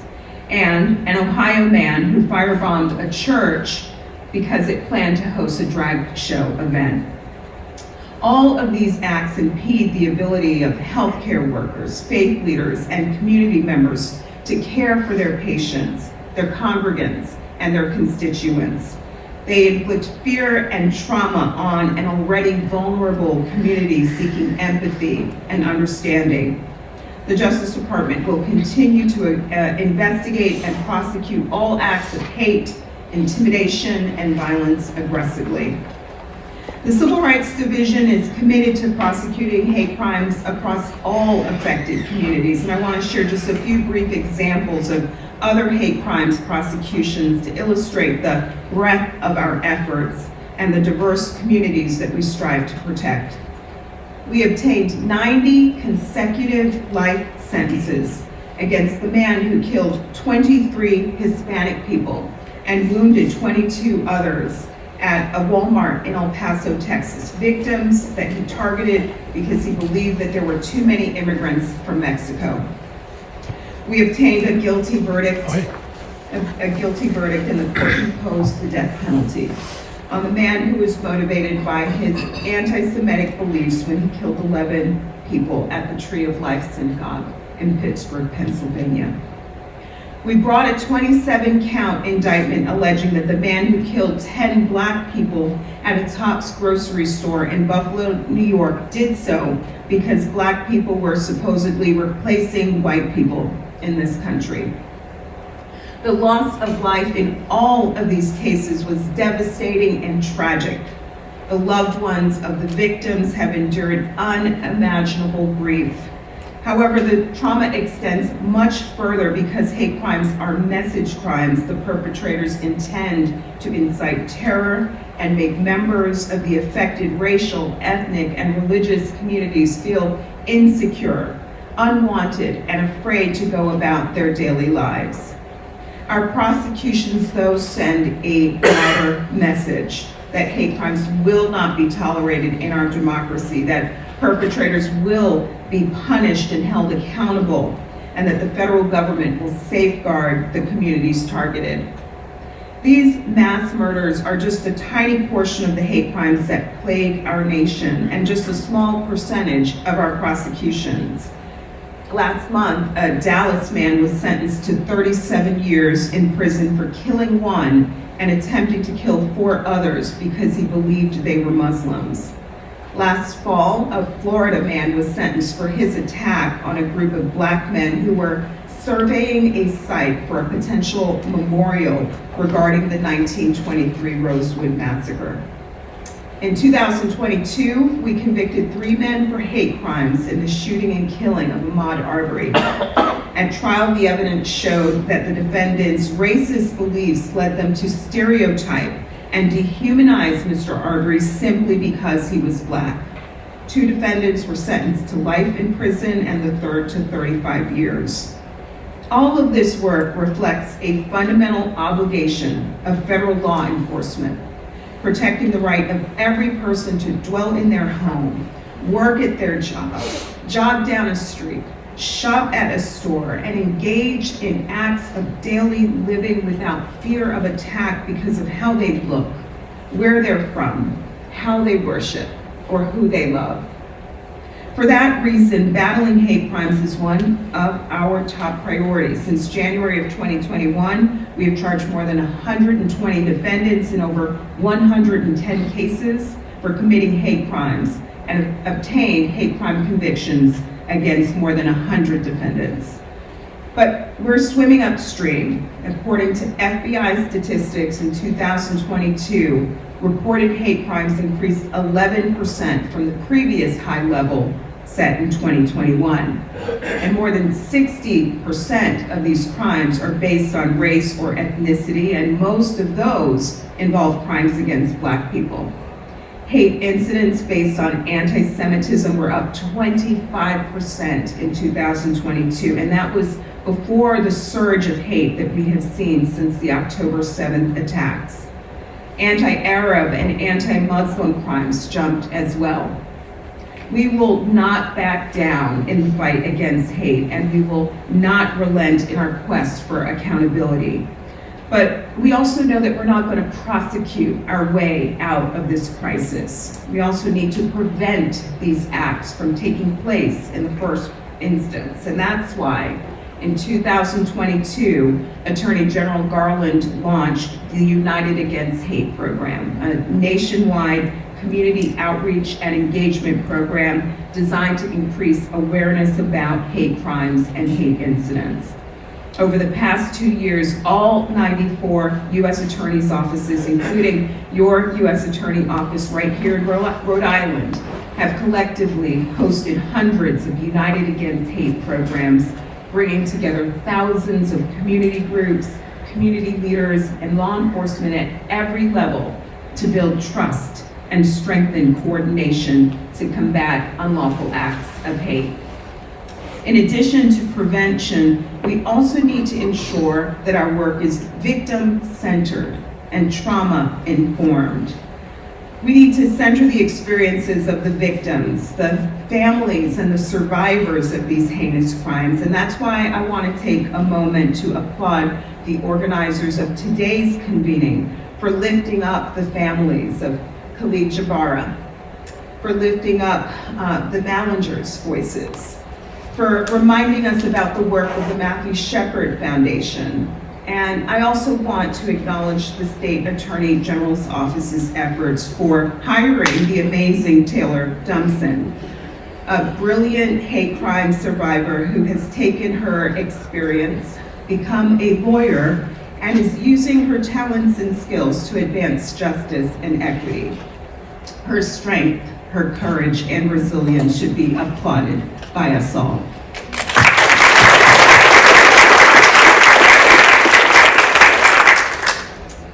This year marks the 60th anniversary of the Civil Rights Act of 1964, a bedrock federal law that laid the foundation for much of our nation's progress when it comes to equality and justice. While prosecuting hate crimes is crucial for keeping communities safe, our work at the Civil Rights Division extends far beyond this. We're committed to expanding opportunities when it comes to housing, access to credit, jobs, education, voting, and more. There is a strong connection between our criminal prosecutions of hate crimes and our civil rights enforcement in these other areas. Both efforts aim to protect and empower marginalized communities, ensuring that they live free from fear and discrimination and harassment. By addressing hate crimes and promoting equal access to essential services and opportunities, we work toward a more just and inclusive society for everyone. In other words, we're using every tool in our toolbox to ensure that every eligible American has access to opportunity and a voice in our democracy. Thus, we continue the fight against discrimination on a number of other fronts, and I just want to highlight 3 areas today. Constitutional policing. Our nation is protected by over 18,000 law enforcement agencies, and many thousands of officers, many of them here in this room today, carry out their jobs with honor, bravery, and integrity. They are the frontline responders when we have hate crimes crisis at crises and other crimes that unfold at our doorstep. But we know it because we have seen it that some officers violate their oath and the Constitution. Examples of this critical work to combat misconduct include our work bringing charges against officers tied to the tragic deaths of George Floyd in Minnesota, Breonna Taylor in Kentucky, and Tyre Nichols in Tennessee. It also includes obtaining convictions of 6 former officers in Rankin County, Mississippi, who carried out a violent assault and brutal torture against 2 young Black men. These officers, who labeled themselves the Goon Squad, arrested and detained the victims without probable cause and violently abused them while using racial slurs. This culminated with one defendant forcing the barrel of his gun into the mouth of one of the victims. He pulled the trigger to scare him, not once, but twice. And that second time, a bullet ripped through the victim's mouth and throat and exited through his neck, causing life-threatening injuries. All former 6 officers have recently received prison terms ranging from 10 to 40 years. By holding these officers accountable for their heinous acts, we send 2 clear messages. 1, that law enforcement officers are not above the law, and that 2, hate-fueled acts of violence will not be tolerated in our country, no matter who perpetrates them. However, these high-profile examples of unconstitutional policing merely scratch the surface. We're also investigating police departments from Minneapolis to Louisville, Memphis to New York City, Louisiana to Mississippi, and more. We aim to ensure that state and local law enforcement do their jobs lawfully, transparently, and free from discrimination. Voting rights. The right to vote is at the core of the right to fairness and justice in our country. And Dr. King has called this right the highest mandate of our democratic tradition. And the Supreme Court has said that the right is preservative of all other rights. At the Justice Department, we are tasked with preserving the protective fabric of our democracy by protecting that right. But sadly, voter suppression efforts are on the rise, and we're seeing discriminatory redistricting plans that dilute the voting strength of voters of color and more. Unfortunately, the Supreme Court has constricted the department's tools to counter much of this discrimination. But we have also brought multiple lawsuits and filed briefs across the country to protect voting rights for all Americans, especially our most vulnerable communities. And recently, right here in Rhode Island, in partnership with your U.S. Attorney, we secured an agreement with the city of Pawtucket. Did I pronounce that right? To resolve allegations that officials failed to provide Spanish language assistance for voters in violation of the Voting Rights Act. I can't overemphasize the importance of our work on voting rights. Many thousands of Americans fought and died to secure that right, and we will continue to push to ensure that every eligible American has voice in our democracy. Redlining is the final area that I'll highlight today.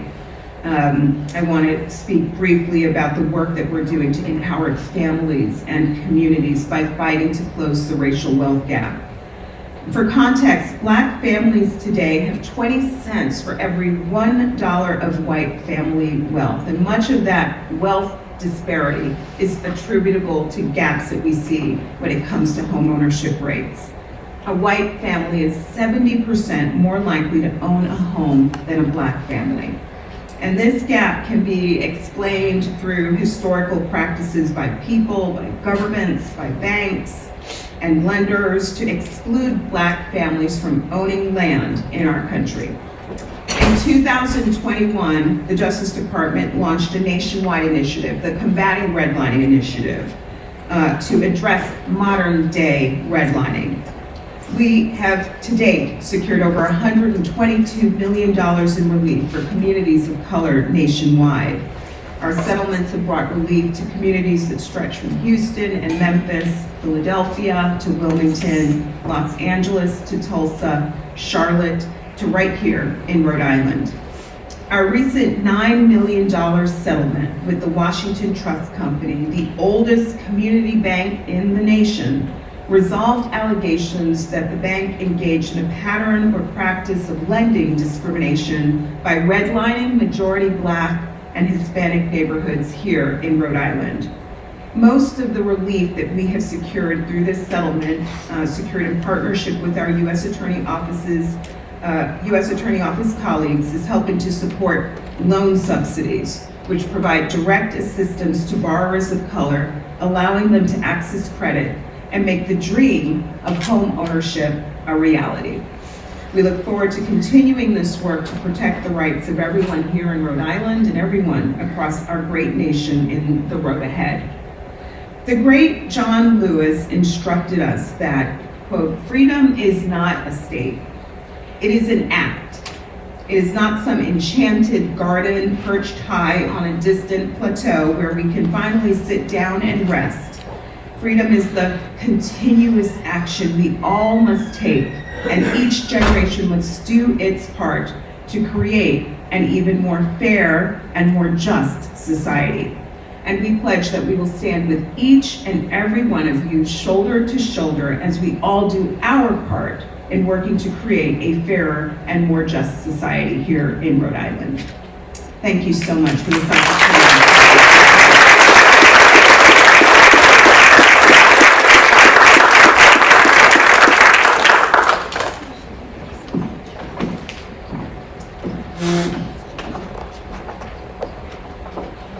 So everyone, we are going to a little bit of a question and answer period with Assistant Attorney General Clarke.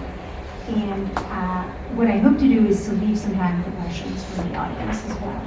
So it's just that kind of a day.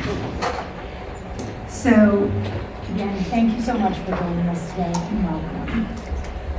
You spoke about the Bradford work of the Department of Justice in combating hate crimes, and of course, as career prosecutors is one thing. A lot of our work is reactive. We respond to tragedies. Can you talk a little bit about impulse intervention? And I wanted to ask you a little bit more about your perspective of what we can do effectively as both prosecutors and law enforcement to help with prevention efforts in this area. You know, I shared the stark statistics about hate crimes, and I know that we've touched on this point today, but the data doesn't even begin to scratch the surface because we know that there are so many victims who don't report, who are fearful of reporting. We know that there are agencies that aren't capturing the data accurately. And so we've got a lot of work to do to address both of those fronts. How do we build trust so that victims and communities know that they can call 911 and get a trusted response? And how do we close the gaps that we see when it comes to data collection and ensure that every law enforcement agency is doing its part to track and report and capture hate crimes data so we can stay on top of hot spots and trends. And so I think that work that I was talking about, our United Against Hate program is about doing just that. It's about bringing community leaders, grassroots advocates, law enforcement together under one umbrella to ensure those relationships exist before a tragedy unfolds. And then it's about doing the work to make sure that everybody can walk away from a space with a shared understanding of how to identify a hate crime, what to do when one happens, and underscore and reinforce the importance of reporting. So one of the, of course, most striking visuals and experiences of this year have been the campus protests. And I know that they've presented significant challenges, and perhaps the Department of Justice is looking at some of these issues right now. And so I understand that you may not be able to speak about it all, but if you can address a little bit your perspective on the challenges created by these protests, where we see some of the best and the brightest, right, in our country, at some of the leading universities, your alma maters in particular, but they have been unsettling. And while the First Amendment certainly guarantees the right to free speech, as I believe a college president said recently, just because you have the right to speak does not mean that what you speak is right. And how do we tackle this? So, the right to speech is an important bedrock principle in our democracy. And students also need to be able to walk into school and be safe and feel safe. One resource that we have made available at the Justice Department comes out of our experience following the protests that we saw across the country following the tragic death of George Floyd. It's a document produced by our COPS office, our Community-Oriented Policing Service office, which offers guidance about how police should interact in settings that ensures respect for people engaged in First Amendment protected activity, while also ensuring that law enforcement is able to do their job of ensuring public safety. So I would direct folks who want more information to that important resource.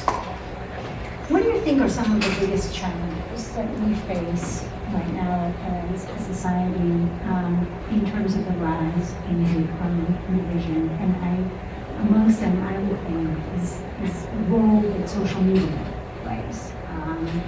X, Meta, Instagram, a lot of these social media platforms just fuel hate to the nth degree. What can we do to correct it? I think this is an incredibly important conversation, and we need to do more to figure out how social media companies can do their part. We sadly have seen perpetrators of hate crimes use these social media platforms to spread their ideologies, to fundraise, to live stream their heinous acts. So I think this is a very important question that warrants closer examination to think, do we have the full range of legal tools necessary to hold social media platforms accountable? And in the absence of the full range of legal protections, what are the things that can be done on the advocacy side? And I know that there are many people here today who are thinking about those questions or engaged in that work. But there is no doubt that this is an important part of the conversation.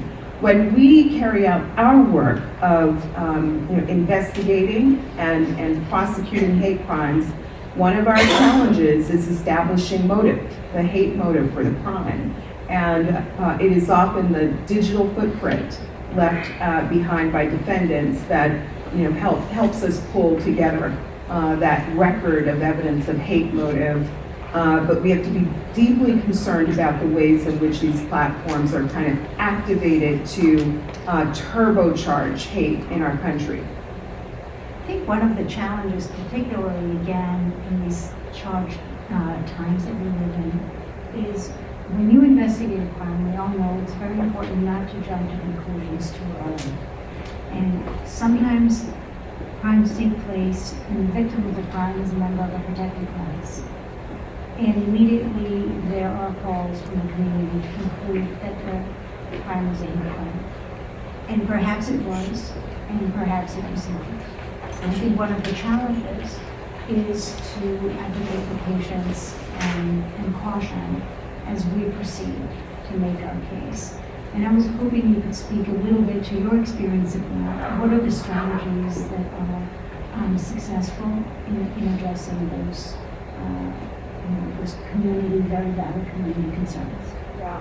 So patience, but the federal government is also being bold and aggressive, as is the FBI, which has elevated civil rights to one of their highest threat band levels, and that includes work that goes into investigating hate crimes. I mean, it is an all hands on deck moment when it comes to fighting hate on the part of the federal government right now. But you raise a point that I want to talk a little bit about, and that's what to do when the act at the end of the day ends up not being a criminally prosecutable hate crime. Those are things that we can't ignore. And those are things where we may have civil tools available to address those kinds of hate incidents that, if ignored and left to fester, might erupt and evolve into a hate crime. So I'll give you an example.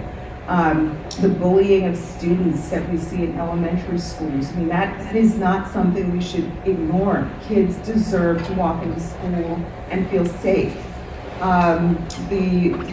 Hostile work environments that people will sometimes face in their place of work. That is not something that we can tolerate, and in fact may run afoul of Title VII Civil Rights Act. Zoning discrimination. So we have a federal civil law called the Religious Land Use and Institutionalized Persons Act that allows us to go after jurisdictions that put up zoning restrictions to block the construction of synagogues and mosques and religious cemeteries. Right, so even if something doesn't fall into that bucket of being a crime, it doesn't mean that it doesn't violate the law. Or it doesn't mean that we shouldn't find, other ways to confront the hate. I identified my colleague Justin Locke from the Community Relations Service. They are what we call America's peacekeepers, and where you have a tense situation on the ground that might be on the verge of erupting into something more divisive, they go in to help facilitate dialogue and mediate conflicts.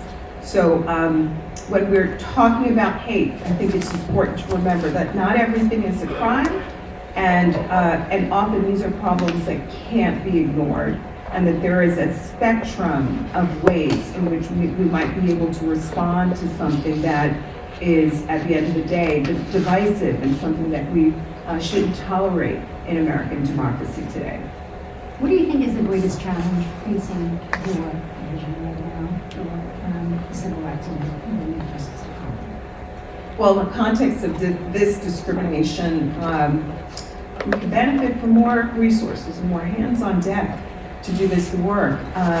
In the last decade or so, we've seen a real spike in these really heinous mass shootings.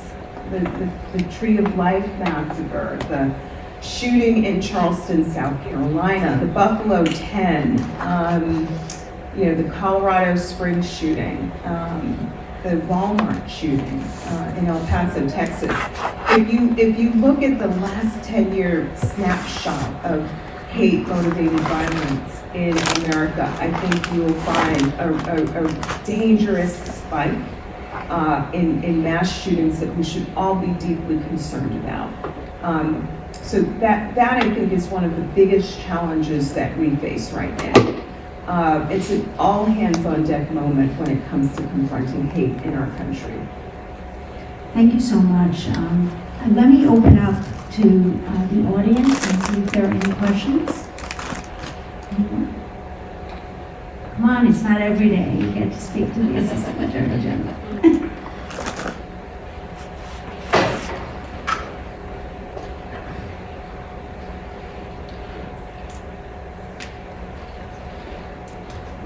Hi, thank you so much for coming today. How do you feel that we should best start addressing this, like you said, kind of ground up, like getting this message out? Because we're all adults, we're hopefully educated and can understand, but maybe getting this information to kids, and like you said, in schools and school resource officers, some of which are here today, to implement this. Well, I'm so grateful that we have this shared space that gives us all a chance to come together and figure out how we can walk out of here in solidarity and with new ideas about things that we can do on the ground in our communities to address hate. And we heard about efforts to now teach about the Holocaust, right? And we need to make sure that young people are, learning about our history, the good, the bad, and everything in between. We need to make sure the kids are understanding how to respect difference, how to tolerate people who may look differently from them. So I do think there's a lot of work that we can do in our schools, and I think our our churches and the places that we worship are also fertile ground for doing a lot of this work as well. Yes.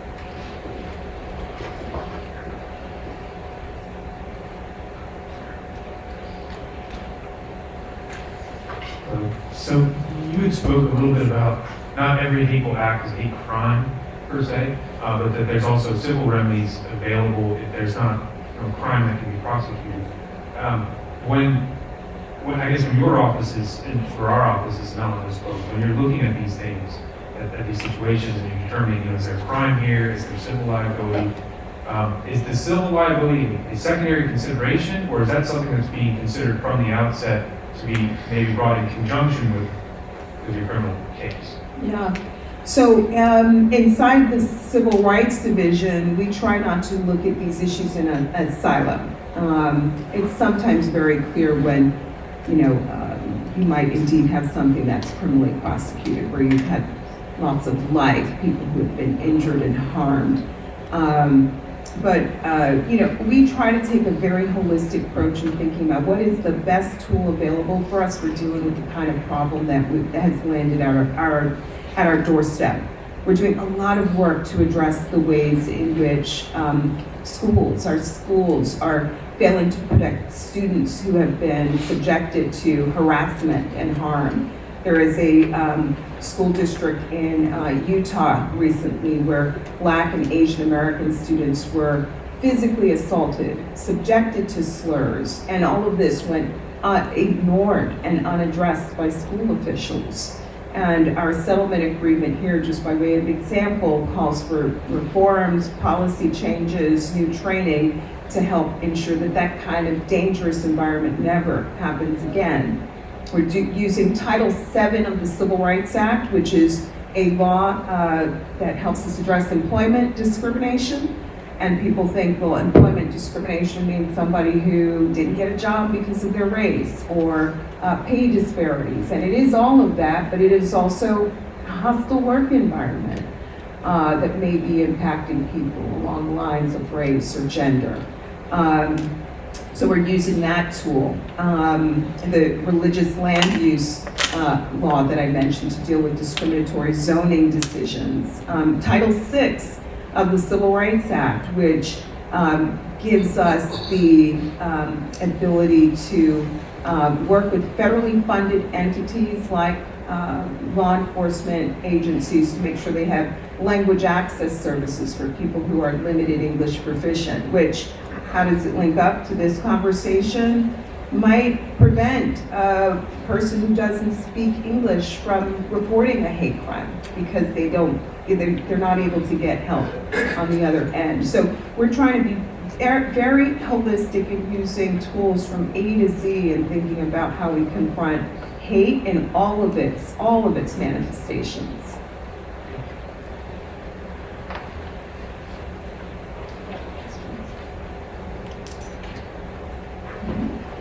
Well, thank you again. It's been an honor. Thank you so much for having me.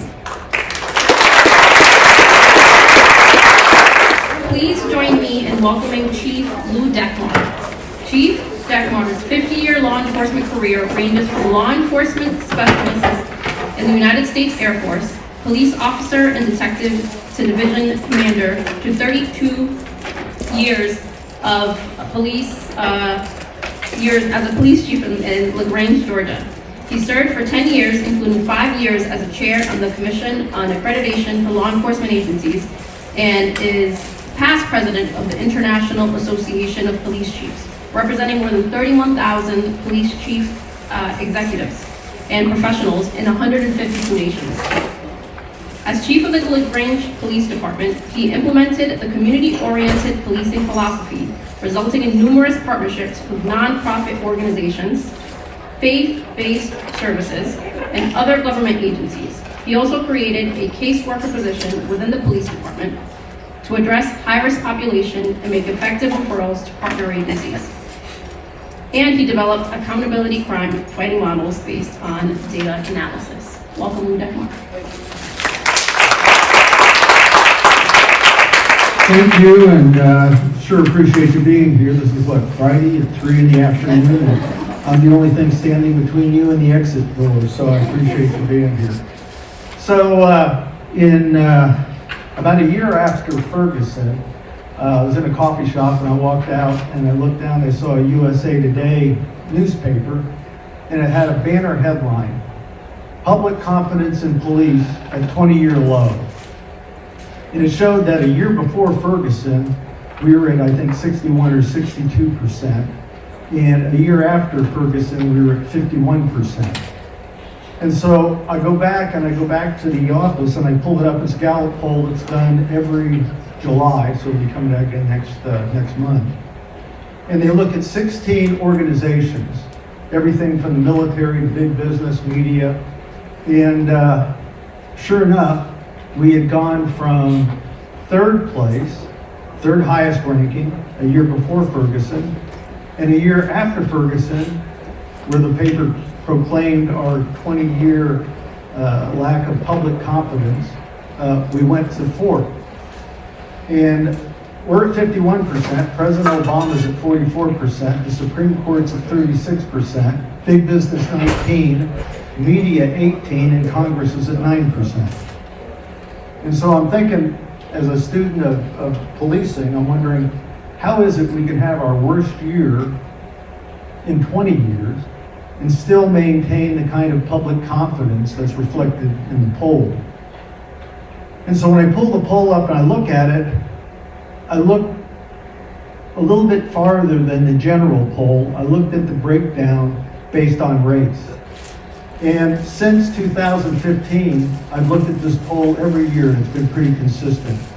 When you get away from the general poll number and you look at the number based on race, it's 50%, it's half of that.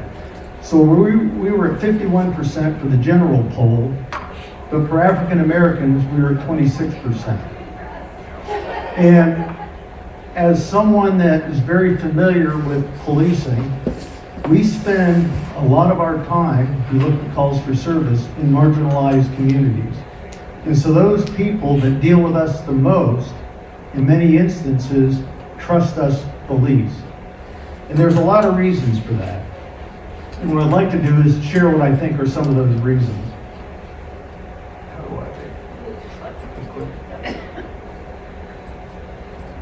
So, one of the reasons is the nature of community engagement and how we involve ourselves. Do we look at developing partnerships, or do we look at, quote, public relations? Do we look at effective partnerships, or is it coffee with a cop where it's, a bit superficial? Those kind of initiatives are good to start developing a relationship, but they don't define the relationship. In the 1980s, when this whole notion of community policing came about, the federal government sponsored a number of grants around the country. And one of them was Atlantic City. And Atlantic City, as part of their community policing grant, they went into an area that had a park that had been allowed to go into disrepair. There was some homelessness in there, some drug dealing, overgrown bushes.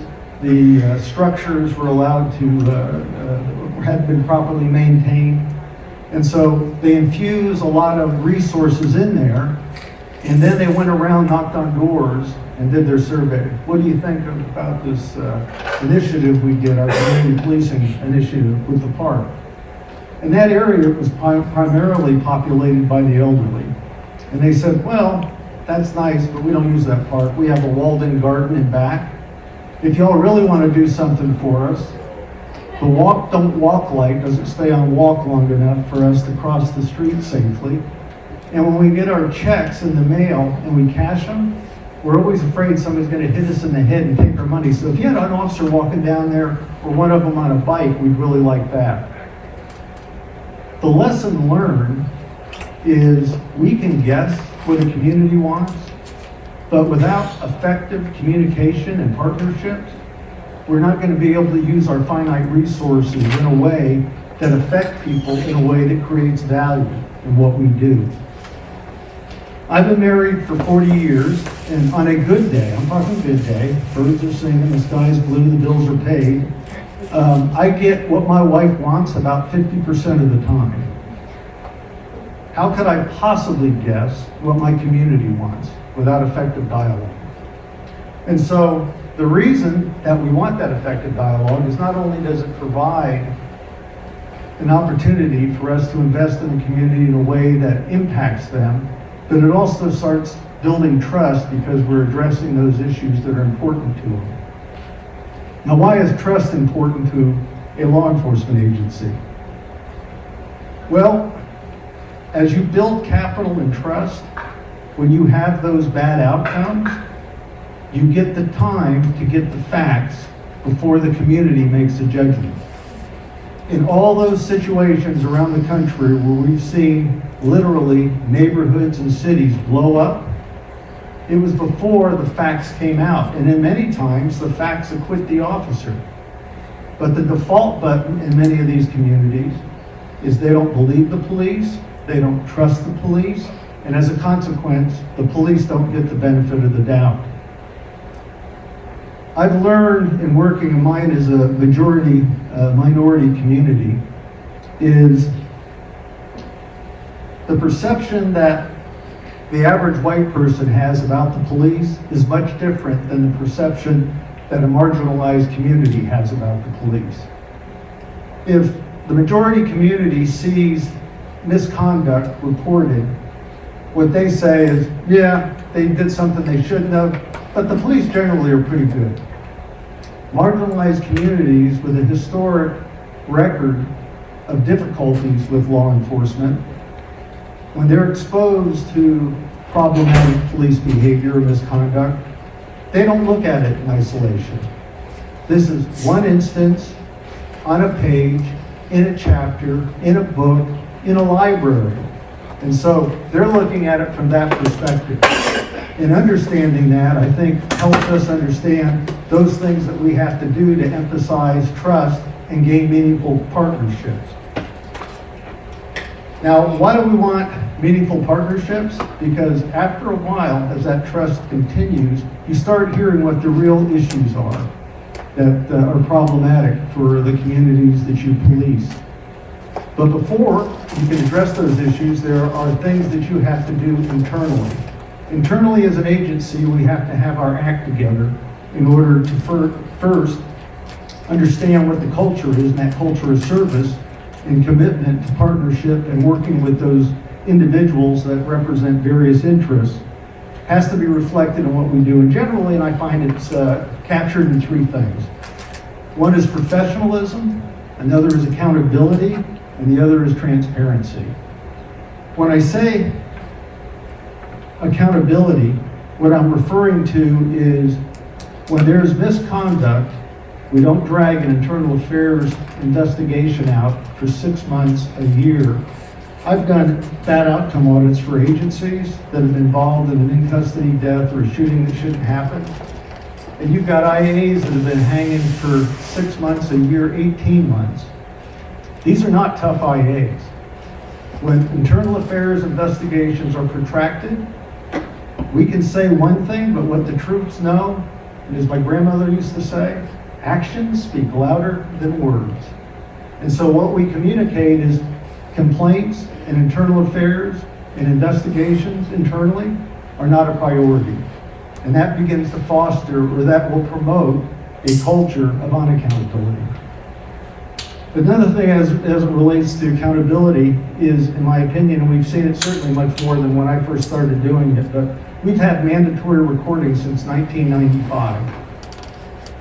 Anybody that saw Rodney King and saw those officers indicted and prosecuted, first in state court, later in federal, it should have, in my opinion, it should have resonated that video and recordings are important.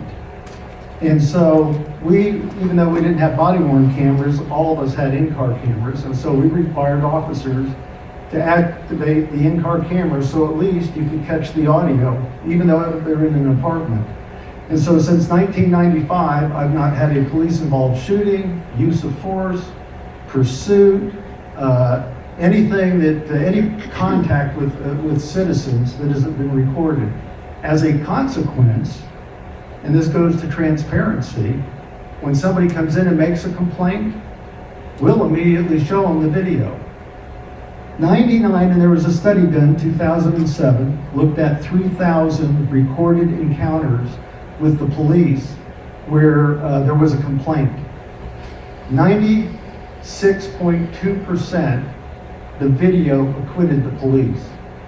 The video does what I know, having served for 50 years, 95% of the time, our officers get it right. They don't do a great job of memorializing it, but they do a great job of handling most of these incidents. And so when folks come in and they're upset and they immediately see the video and they realize that the problem, gee, wasn't my 15-year-old son, or excuse me, wasn't the officer, but it was my 15-year-old son, you can actually visually see them retarget their anger from the police to their child. Transparency, in my opinion, also has to do with sharing the data that your agency is involved in as it relates to use of force, citizen complaints, body-worn cameras, as we've talked about. And then finally, professionalism. And one of the things with regard to professionalism that we did, and I think it was 1994, we put in a no profanity rule. Now I can assure you all, I am no shrinking violet, and I have a pretty fluent command of profanity, but there are few folks that provide service in this country where they're allowed to cuss the customer. And when I listen to, and I would encourage those of you that have not, when I listen to the oral arguments of Graham Connor, three of the justices, Sandra Day O'Connor, Paul Stevens, and Thurgood Marshall, three of them, commented specifically about the language the officers used during that encounter. And one of them said with regard to characterizing malice, that the language the officers used, in their opinion, contributed. And it's something that needs to be weighed along with the actions of the officers. So, fast forward last year in the 11th Circuit, which arguably is one of the most conservative in the country, we have federal courts now that are not giving motion to dismiss, not granting motions to dismiss based on the comments and the profanity that their officers are using during arrests. And so recognizing that and recognizing that every time we behave in a way where the focus is on our behavior instead of the person that we're taking into custody is a missed opportunity to develop trust. So how does all this relate to hate crime? Individuals are reluctant anyway to report crime. Every year there is a survey done of individuals, I think it's 200,000 that are randomly selected, and they ask them if they've been a victim of a crime, and then they take that information and they mate it with the reported crime. And in the area of hate crime, and this is nationally, I think for you all it's a little bit different as far as what the reporting is in Rhode Island. But nationally, over half is African American, then whites, Latino, and then other ancestry. This is the National Crime Victim Survey. So you see that there was 243,770 hate crime victimizations, but only 44% of those were reported. And the same reluctance of folks reporting crime because they don't have confidence in the police, traditional crime, I think is amplified or emphasized when you talk about hate crime. So, just to kind of share with you some of the experiences that I had, and of course, you know, every community is different, every experience is different. But I'm hopeful that if I share a few things with you, you'll find maybe something in there that will be helpful to you that you can use. I haven't had my own idea in 50 years. I hear something somebody says and I think, oh, okay, I can play with that and use it where we work. But so everybody's had citizen police academies, and we've had them for 30, 40 years. But one of the difficulties we had is recruiting in minority communities. And we reached out intentionally to get minority community members into our Citizen Police Academy. And then in the 2000s, we got HR to train some of them. And so when we have minority candidates coming in to interview, they're not just looking at a bunch of white faces at the table. There's also folks from our African American community or our Latino community that is sitting on the hiring board with us. And their scores count the same as the folks in the department. Again, and it's not one initiative that's going to turn the table for you, it's a number of initiatives. Mental health court, this was an initiative with our faith community. I was at a meeting, and there were probably 300 or 400 different denominations of religious organizations, and they were trying to decide, okay, how do we affect our community? And so they said, well, the chief's here, well, let's ask him. And so I told them, we were dealing with a challenging population, homelessness and mental illness. Often, I think about 40% of our homeless population is probably affected by mental illness, and probably another 25% with substance abuse that may have, a co-diagnosis of also mental illness in addition to substance abuse. But they worked with us. We went around the state, and what we found was most effective was mental health court. So going with the religious representatives, we went to 3 cities in our county and the county commission and said we'd like funding from mental health court, and in the middle of a budget year, and this is key, if you want money in the middle of a budget year, you got to bring folks with you that have sway with elected officials. And so in the middle of a budget year, they gave us the money, and within a year, because it was so effective, the state took over the funding for the program. And then we had all these, Housing Authority, Homeless Coalition, Warming. And so towards the mid-2000s, 2010, 12, I'm feeling like as a police chief, I have really got this wired as in terms of effectively providing services to my community. And we had, I think, 71 partners of nonprofit, faith-based, and other government agencies. And so we took an officer position, made a caseworker position, and officers would deal with these folks, and you all know, 90% of the calls we respond to do not result in an arrest. The dirty little secret about law enforcement is it ain't. We're social workers with guns. We're taking care of what? Mediation, problem solving, sometimes just listening to folks that have nobody else to turn to. And so recognizing that and having all these resources in the community that were kind of siloed, our caseworker would get a referral from an officer and then hook them up with services. Everything from getting them food, getting them an ID, getting them VA benefits. And what that does is that starts driving down our calls for service, because now these folks, instead of acting out because they don't have services, are involved with one of the support resources in our community. So, in 2012, 2013, I was in my office, and a captain comes in, and she says, "You're not going to believe what I just heard in the hallway."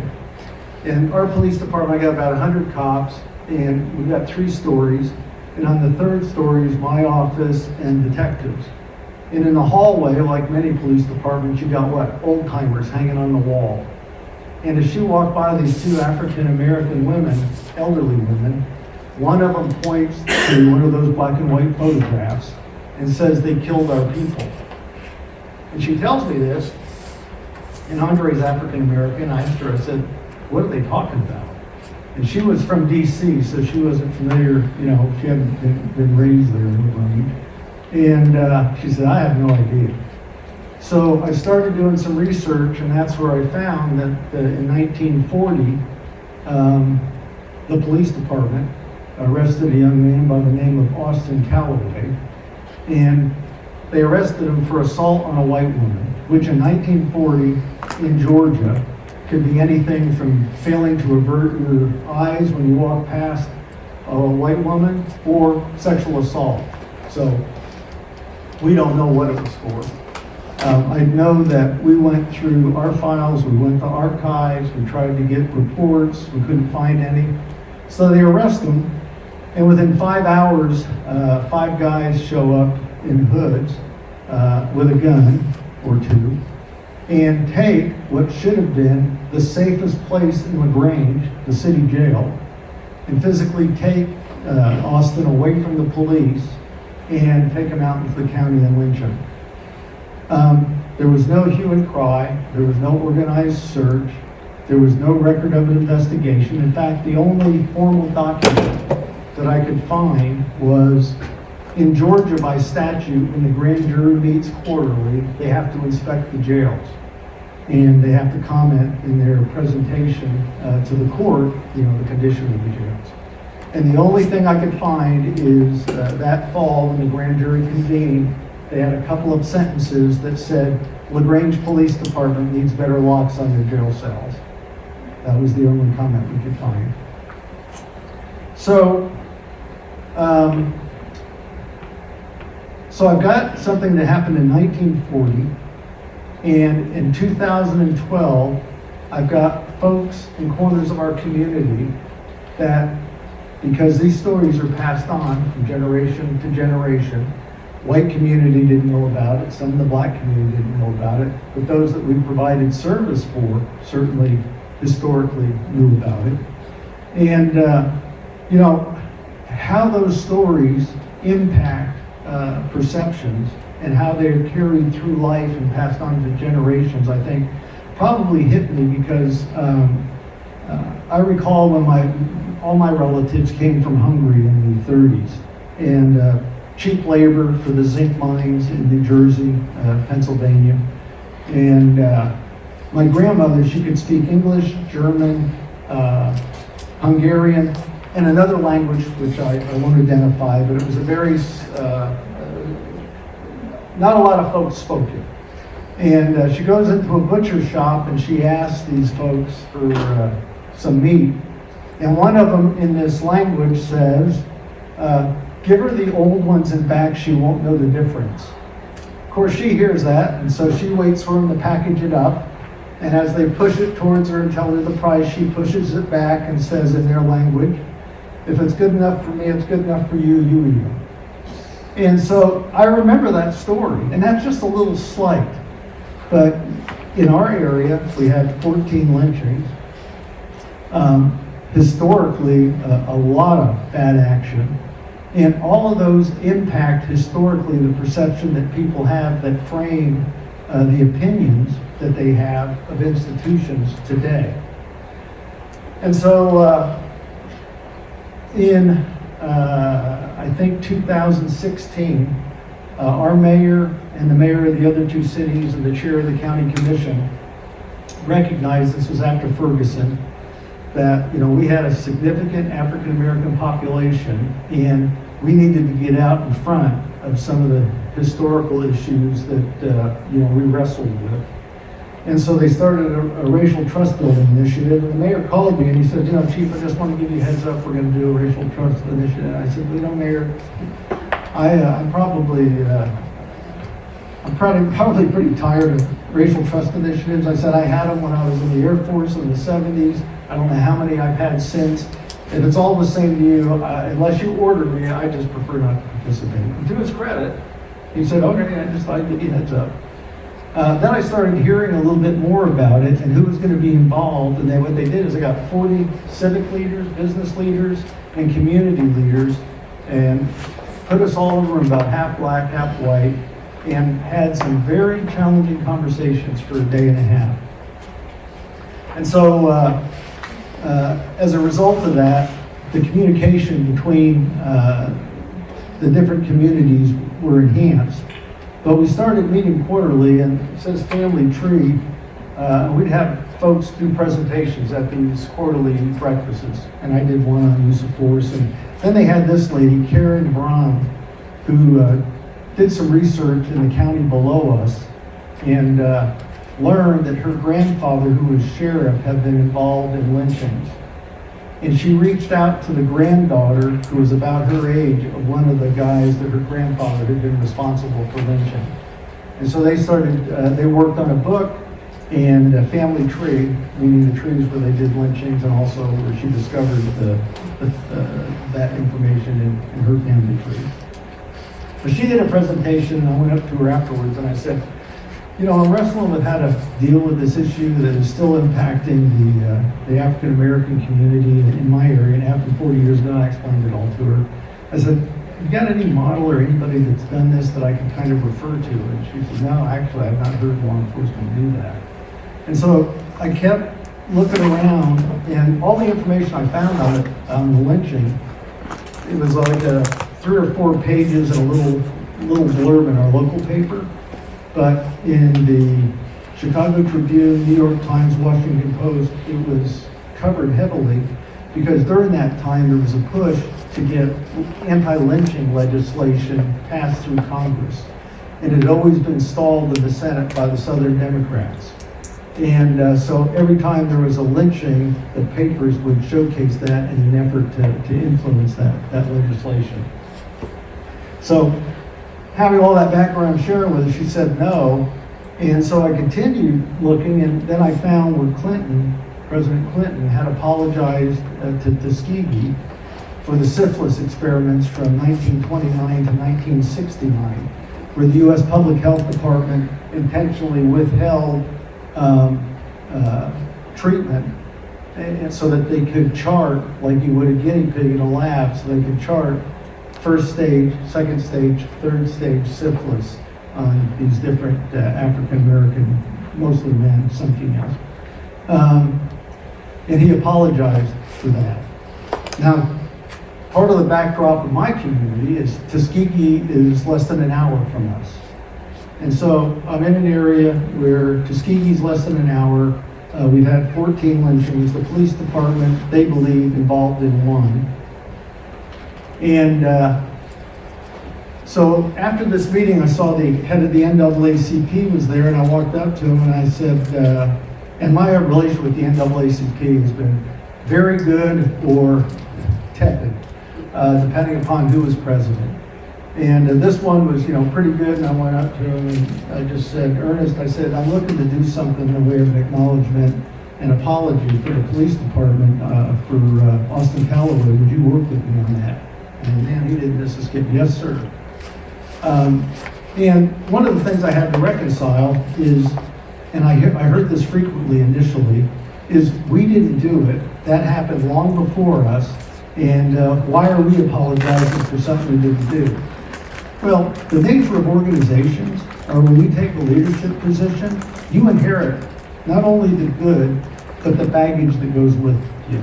And if that baggage means that it is compromising the trust of the community you serve, then in my opinion, you've got to do something to address that.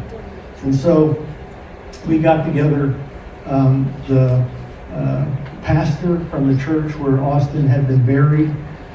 We reached out to one of his cousins who was still alive. Actually, they had several family members that were still alive. Reached out to them, NAACP, a couple of community activists, the president of the college, one of our judges, who has always been involved with us on different initiatives. And from August until December, we worked trying to decide, okay, how we're going to do this.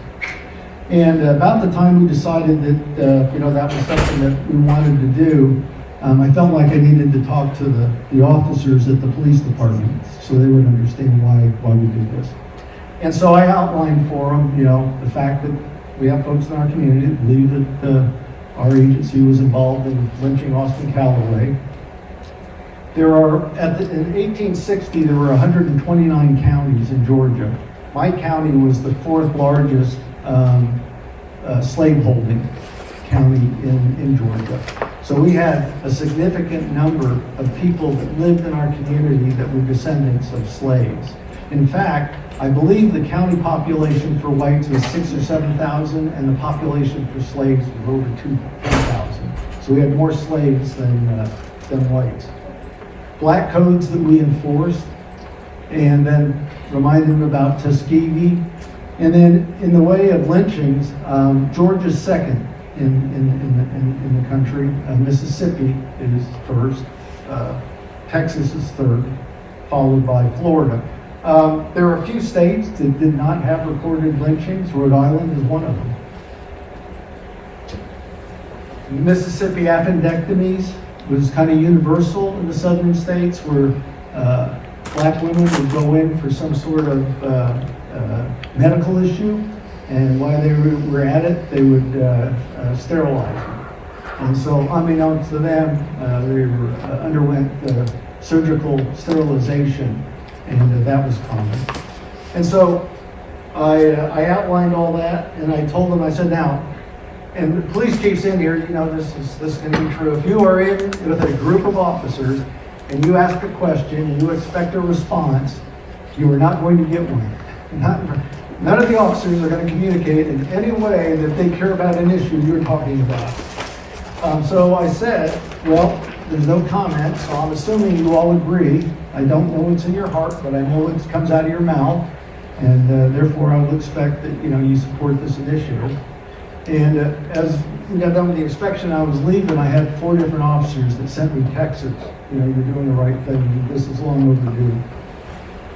So we had the acknowledgement and apology, and I was, I knew that, you know, it would be covered certainly in our area, because we're in the Atlanta news coverage area.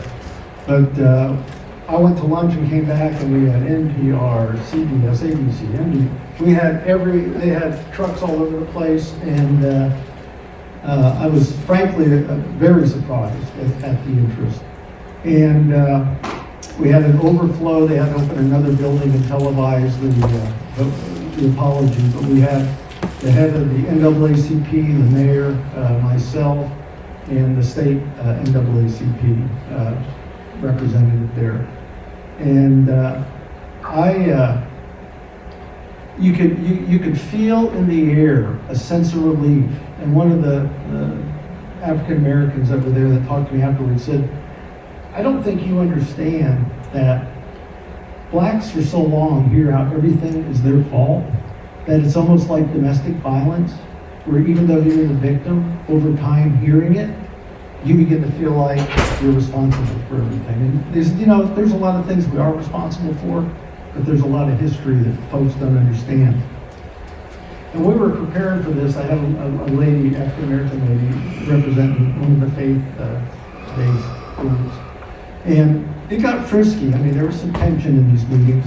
And I finally said, you know, if this is going this direction, I'm not sure it's something the police department needs to be involved in. And back and forth. And so we got agreement on something, and we left, and she hung around, and she said, Chief, I just got to tell you, you don't understand what this means. She said, I'm going to tell you something that I never told a white man before. When I was 15, I was raped by 2 white guys, and I didn't report it because I was afraid of what the police would do to my parents. And so that's the kind of injury, I think, that folks harbor, and whether that concern was legitimate or not, to them it is. And so we did the apology. I received over 200 emails and letters from around the world. I got 9 that were critical, and they were all retired police officers that said you're throwing the profession under the bus. I got probably 24 from officers that were working, some of them very emotional about how this was overdue. So after the apology, the NAACP comes to me and they go, Chief, you know, we really appreciate all the work the police department's done, but we got some issues with the school system. Do you think you can get a meeting? Because we can't get a meeting with the superintendent. I said, well, yeah, let me call. So I called the superintendent and I said, hey, I said, I've got some folks that have some concerns that I'm working with. I said, is it possible to set up a meeting with you and the chair of the school board? Well, who is it? I told him. And there was kind of a sigh, and all right, Chief, if you want to meet, we'll have a meeting. So we had a meeting with them, and they had outlined, and they were all very, very courteous and respectful, but they outlined what some of their grievances were. And after some conversation, the school system agreed to set up a task force. And they said, okay, well, let's meet back here in 2 weeks. And the NAACP president says, let's meet at the police department, let's meet somewhere neutral. And so when folks in the community can start thinking about the police department as a place for problem solving, as opposed to a place that's generating problems for them, I felt like that was kind of a significant, or at least an epiphany for me. I was IACP president in 2017 and 18, and having just come off the apology and all the feedback, I wanted to initiate some sort of a trust initiative nationally. And so I reached out to a number of police chiefs who had issues and said, would you mind us having a listening session in your jurisdiction? I was frankly surprised the number of chiefs that said no, because what we asked is you give us folks that you think are supporters and detractors, make some introductory comments, and then you leave and it's just us with your community. We're not going to do anything except listen and give you a report as to what the concerns are. And after, it probably took 4 months, we ended up with these 4 jurisdictions: Syracuse, New York, Ferguson, Sacramento. Syracuse had some history of some challenges. Ferguson, there's no need to, you all know about. And Sacramento was just right after that teenager was shot in the backyard with the phone, and so there was a lot of consternation with the community going on. And then Fort Morgan had some issues because of the large immigrant population from Ethiopia. One of the things too that I'll mention, and Fort Morgan is a good example of that. So officers in areas in the north where they say, you know, that's south, we ain't got those problems. There were significant population shifts in the 30s and 40s because of lynching. And when those folks left the south and came up to the north, out west, or northeast, they brought with them their historical filter of what they think the police represent. And so, unfortunately, law enforcement across the country totes the load, just like those in the south and those in some selected cities in the west and in the north that historically have had challenges with their African American community in terms of relationships. But I was in Ferguson and I was kind of the moderator, and I asked 2 questions. What do the police do that you like? And what do the police do that you don't like? And they came up with a fair list of things that they like. But I had a lady sitting right up front, probably late 30s, and she says, I have a question for you, Chief. How come your officers don't know their history? So that's a good question. Make a note of that. And I go back and I go with our training lieutenant, and I said, and I just got done reading the book, which I highly recommend. It's called Parting the Waters. It's about the civil rights movement from about the 20s through the late 60s. And it captures a lot of the civil rights in the failure of law enforcement or the problems with law enforcement during the civil rights movement. Emphasis on Georgia and Alabama. But I bought the book. I said, Eric, I want you to read this, and I want you to come up with an in-service and a recruit training on our history as it relates to African American communities with the black codes, the civil rights. And he did a great job. But I had officers that have been there 15 years, and they came out of this. I never realized that. And what it did, and what our emphasis was, is to tell them, you're going to go in the communities, and people are going to be rude, they're going to be disrespectful, they're going to be hostile. And if you don't understand the history and understand it's not targeted at you, but it's targeted at what you represent, you're going to miss the opportunity to start changing their mind. Because that's what we have to do each call. We've got to change their impression of what the police are today as opposed to historically what the police have been in their life. So I kind of covered this with you. This is kind of the history stuff that we went through. Oh, it's fifth largest slaveholding.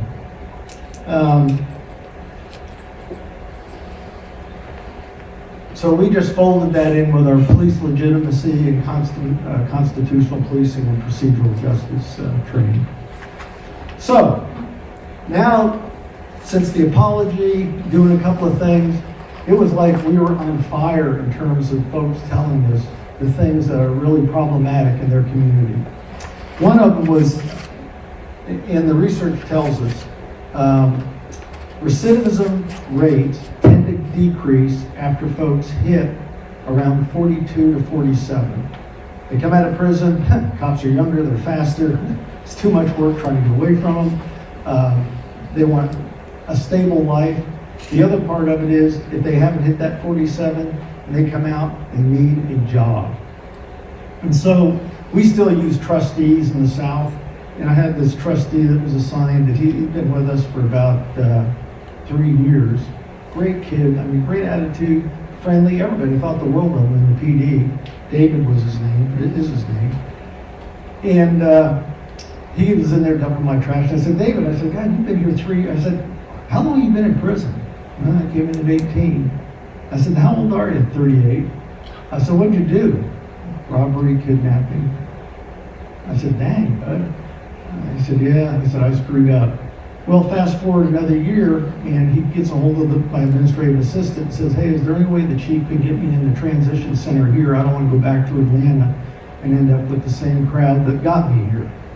So I called out to the ward and I said, hey, I got a guy here that wants to get in the transition center. Is there any way I can get him? And she goes, yeah. She said, but he needs a job.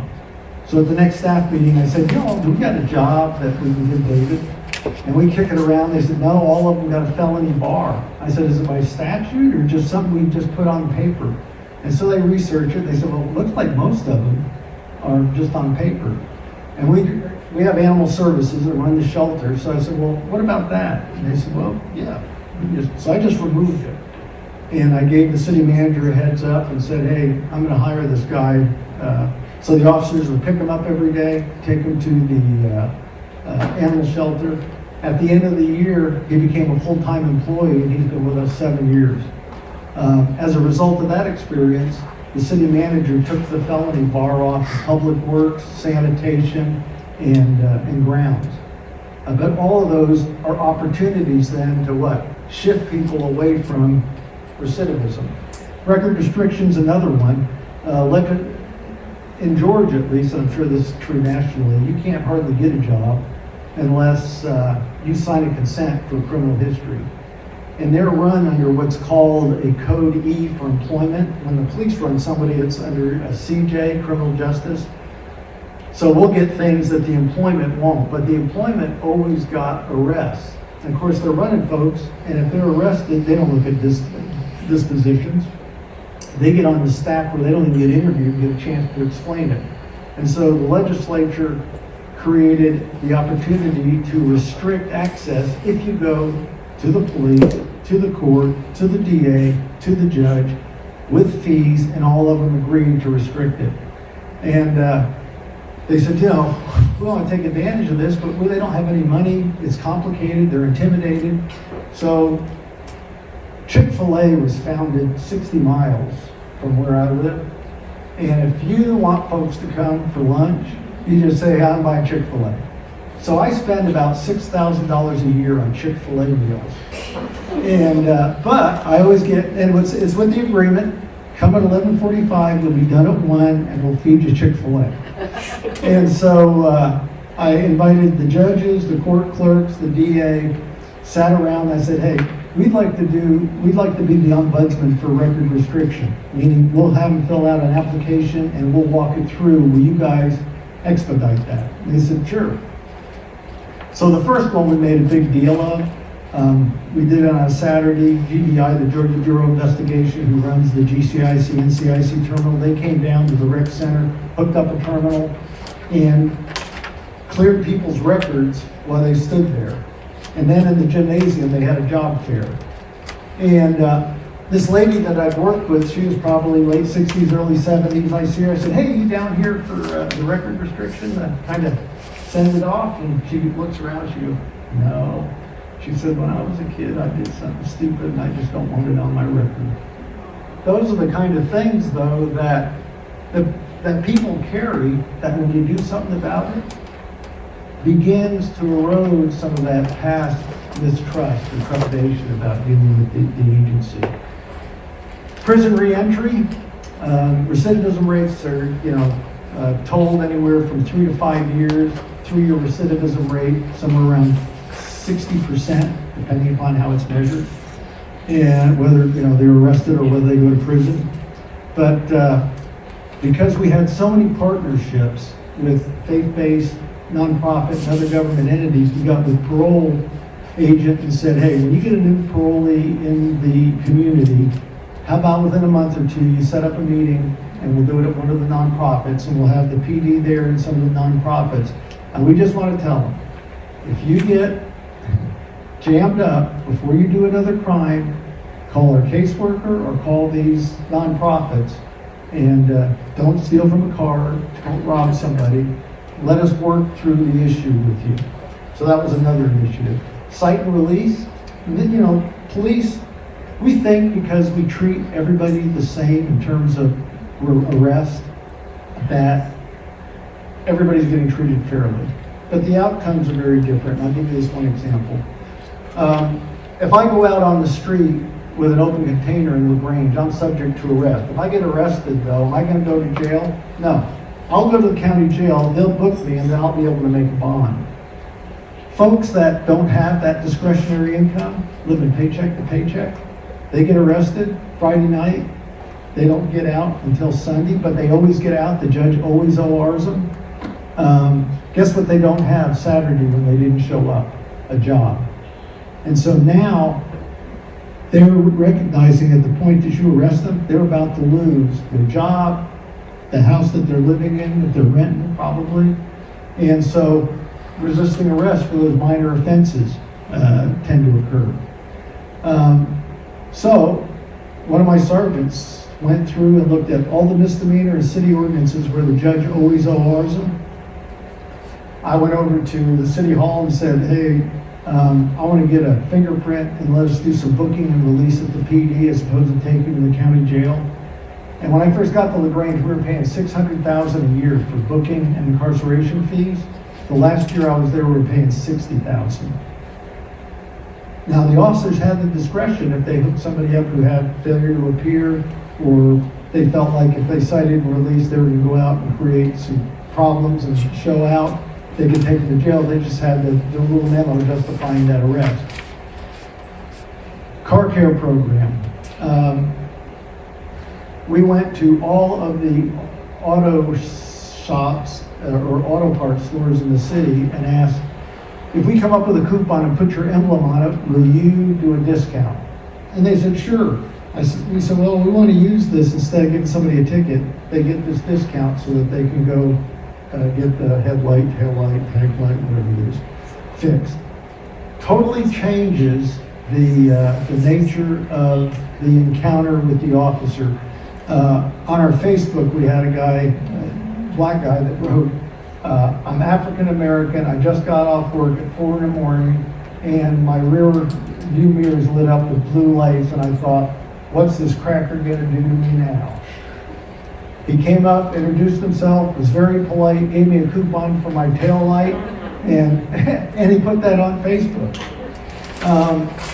And then this one, I don't understand why we haven't done this before. We've always, probably for 10, 12 years, we've been a trauma-informed agency where, we try to, when we're dealing with kids and we're making arrests and they're present, we try to do it in a way that doesn't enhance the trauma. But all of us know, service search warrant, domestic, cutting, shooting, eviction, whatever it is, and these kids are subject to this, and sometimes they don't get any sleep because of all the chaos going on in their house.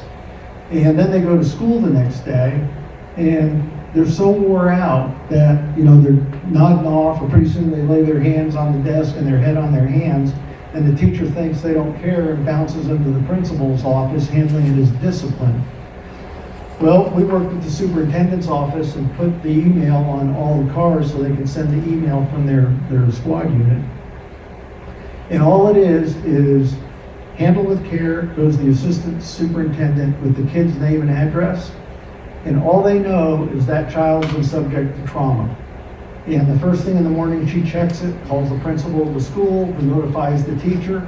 And if that kid is acting out, they handle it as an intervention, not as a discipline. But again, that's low-hanging fruit. All of that, paid dividends for us when George Floyd, they were raising sand in the communities around us. And some of the protesters came into our community, and I got a heads up from a couple of our activists, called and said, "Chief, we ain't got to rub with you. These folks are coming, we're not coming." And so we had 40 of them show up. It was hot, July. We passed out water, told them to stay out of the street. After 2 hours, they left. Something else, and this is, again, it's not one thing, but it's a number of things. I had worked with the Georgia Innocence Project on developing eyewitness requirements for state law. And that was in the 2007, 2008. And they called me in like 2009 and said, "Lou, we think we've got a unlawful conviction, a wrongful conviction in your jurisdiction." Of course, first thing I asked is, "What's the date?" And they said 1980, and I sighed. Okay, good. BD before Dekmar. And it's a guy that serial rapist, six women. They had one DNA sample. Finally, after he spent 30 some years in prison, they were able to get a lab that identified the fact that that wasn't him, but that was the only sample of the 6. And the way it was, he said, "No, I'm not taking a plea, I didn't do it." And his defense attorney, who had died, but in my opinion probably did not do a very satisfactory job, Void Dyer picked a jury, opening statements, state put on their defense, or their case, defense put on their case, closing arguments, all in one day. Convicted of the first rape. They offer him a plea deal on the other 5. He goes, "No, I didn't do it." Next day, same thing. Picked the jury that convicted him. Then he said, "I'll never get out of prison," so he pled to the other 4. So it comes back, and I meet with the DA with the Innocence Project and said, we need to do something about these other rapists. And now he pled to those others. We'll dismiss we'll acknowledge that he didn't do that one, but we're not going to dismiss the others. So I assigned a sergeant, ended up with 2 sergeants, to reopen all those cases that it took from 2012 to 2021, I believe. Yeah, 21. And we developed another suspect. And then we met with the DA's office and told them that we just pulled the search warrant for the other suspect. And they agreed to dismiss the others. So this guy, sir, he was my age, 26. I was 26 when he went in, 66 when he got out, just as I was 66. 40 years. And so as a result of that, we went to our state certification program and asked for a standard on exculpatory evidence after somebody's post-conviction. And then later we went to CLE and got a standard.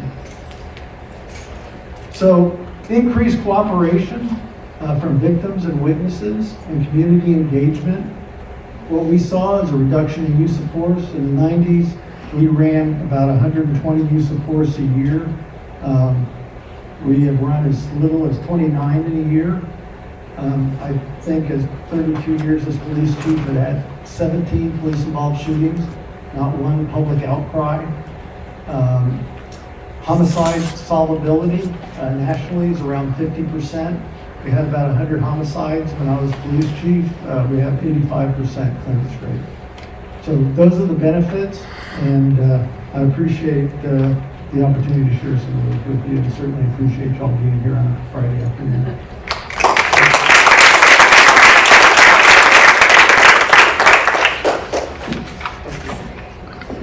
So I wanted to really thank Chief Dekmar for coming and speaking to us. I assume wish there were additional law enforcement folks here present, but we will certainly deliver this message and this presentation to them, and hopefully we can have you back to present to some of these chiefs directly. You know, a lot of the stuff that you spoke about certainly resonated with me. We have some folks here who work with us and recently joined our office, and certainly, you know, the Attorney General has been very active in the area of reentry, and we've held expungement clinics. We've been working with the General Assembly on expungement legislation, and there's been numerous iterations of that over the years. We're very active in violence disruption work in the community, and hope to actually secure some additional Department of Justice grants along that front. Because I think one of the things that you said that I hope everybody here can appreciate is that law enforcement work is not just about prosecution, it's not just about arrests. A lot of it is about prevention, it's about building community relationships and trust. Because it is too late to do that when things go south. The time to do it is now, and it's a lot of hard work, and it's a lot of work along these various different lines, just like Assistant Attorney General Clarke spoke about. You know, all of the civil tools in the toolbox to address systemic racism in our community, and a lot of the reasons for why we continue to have problems with distrust with our government institutions, including law enforcement, but not only law enforcement, as you pointed out in your speech. And so, you know, there are certainly some of the initiatives that you spoke about are ones that we have frankly started to discuss and would love to see brought here. I think the handle with care one in particular is really, really interesting and worthwhile. So with that, we've had a long day today. We started pretty early at 8:30, and I really appreciate everybody's attendance and everybody's attention. So I will not stand not stand between you and your weekend and the baklava outside. So I wish you all a really good weekend, and thank you all again for your participation today.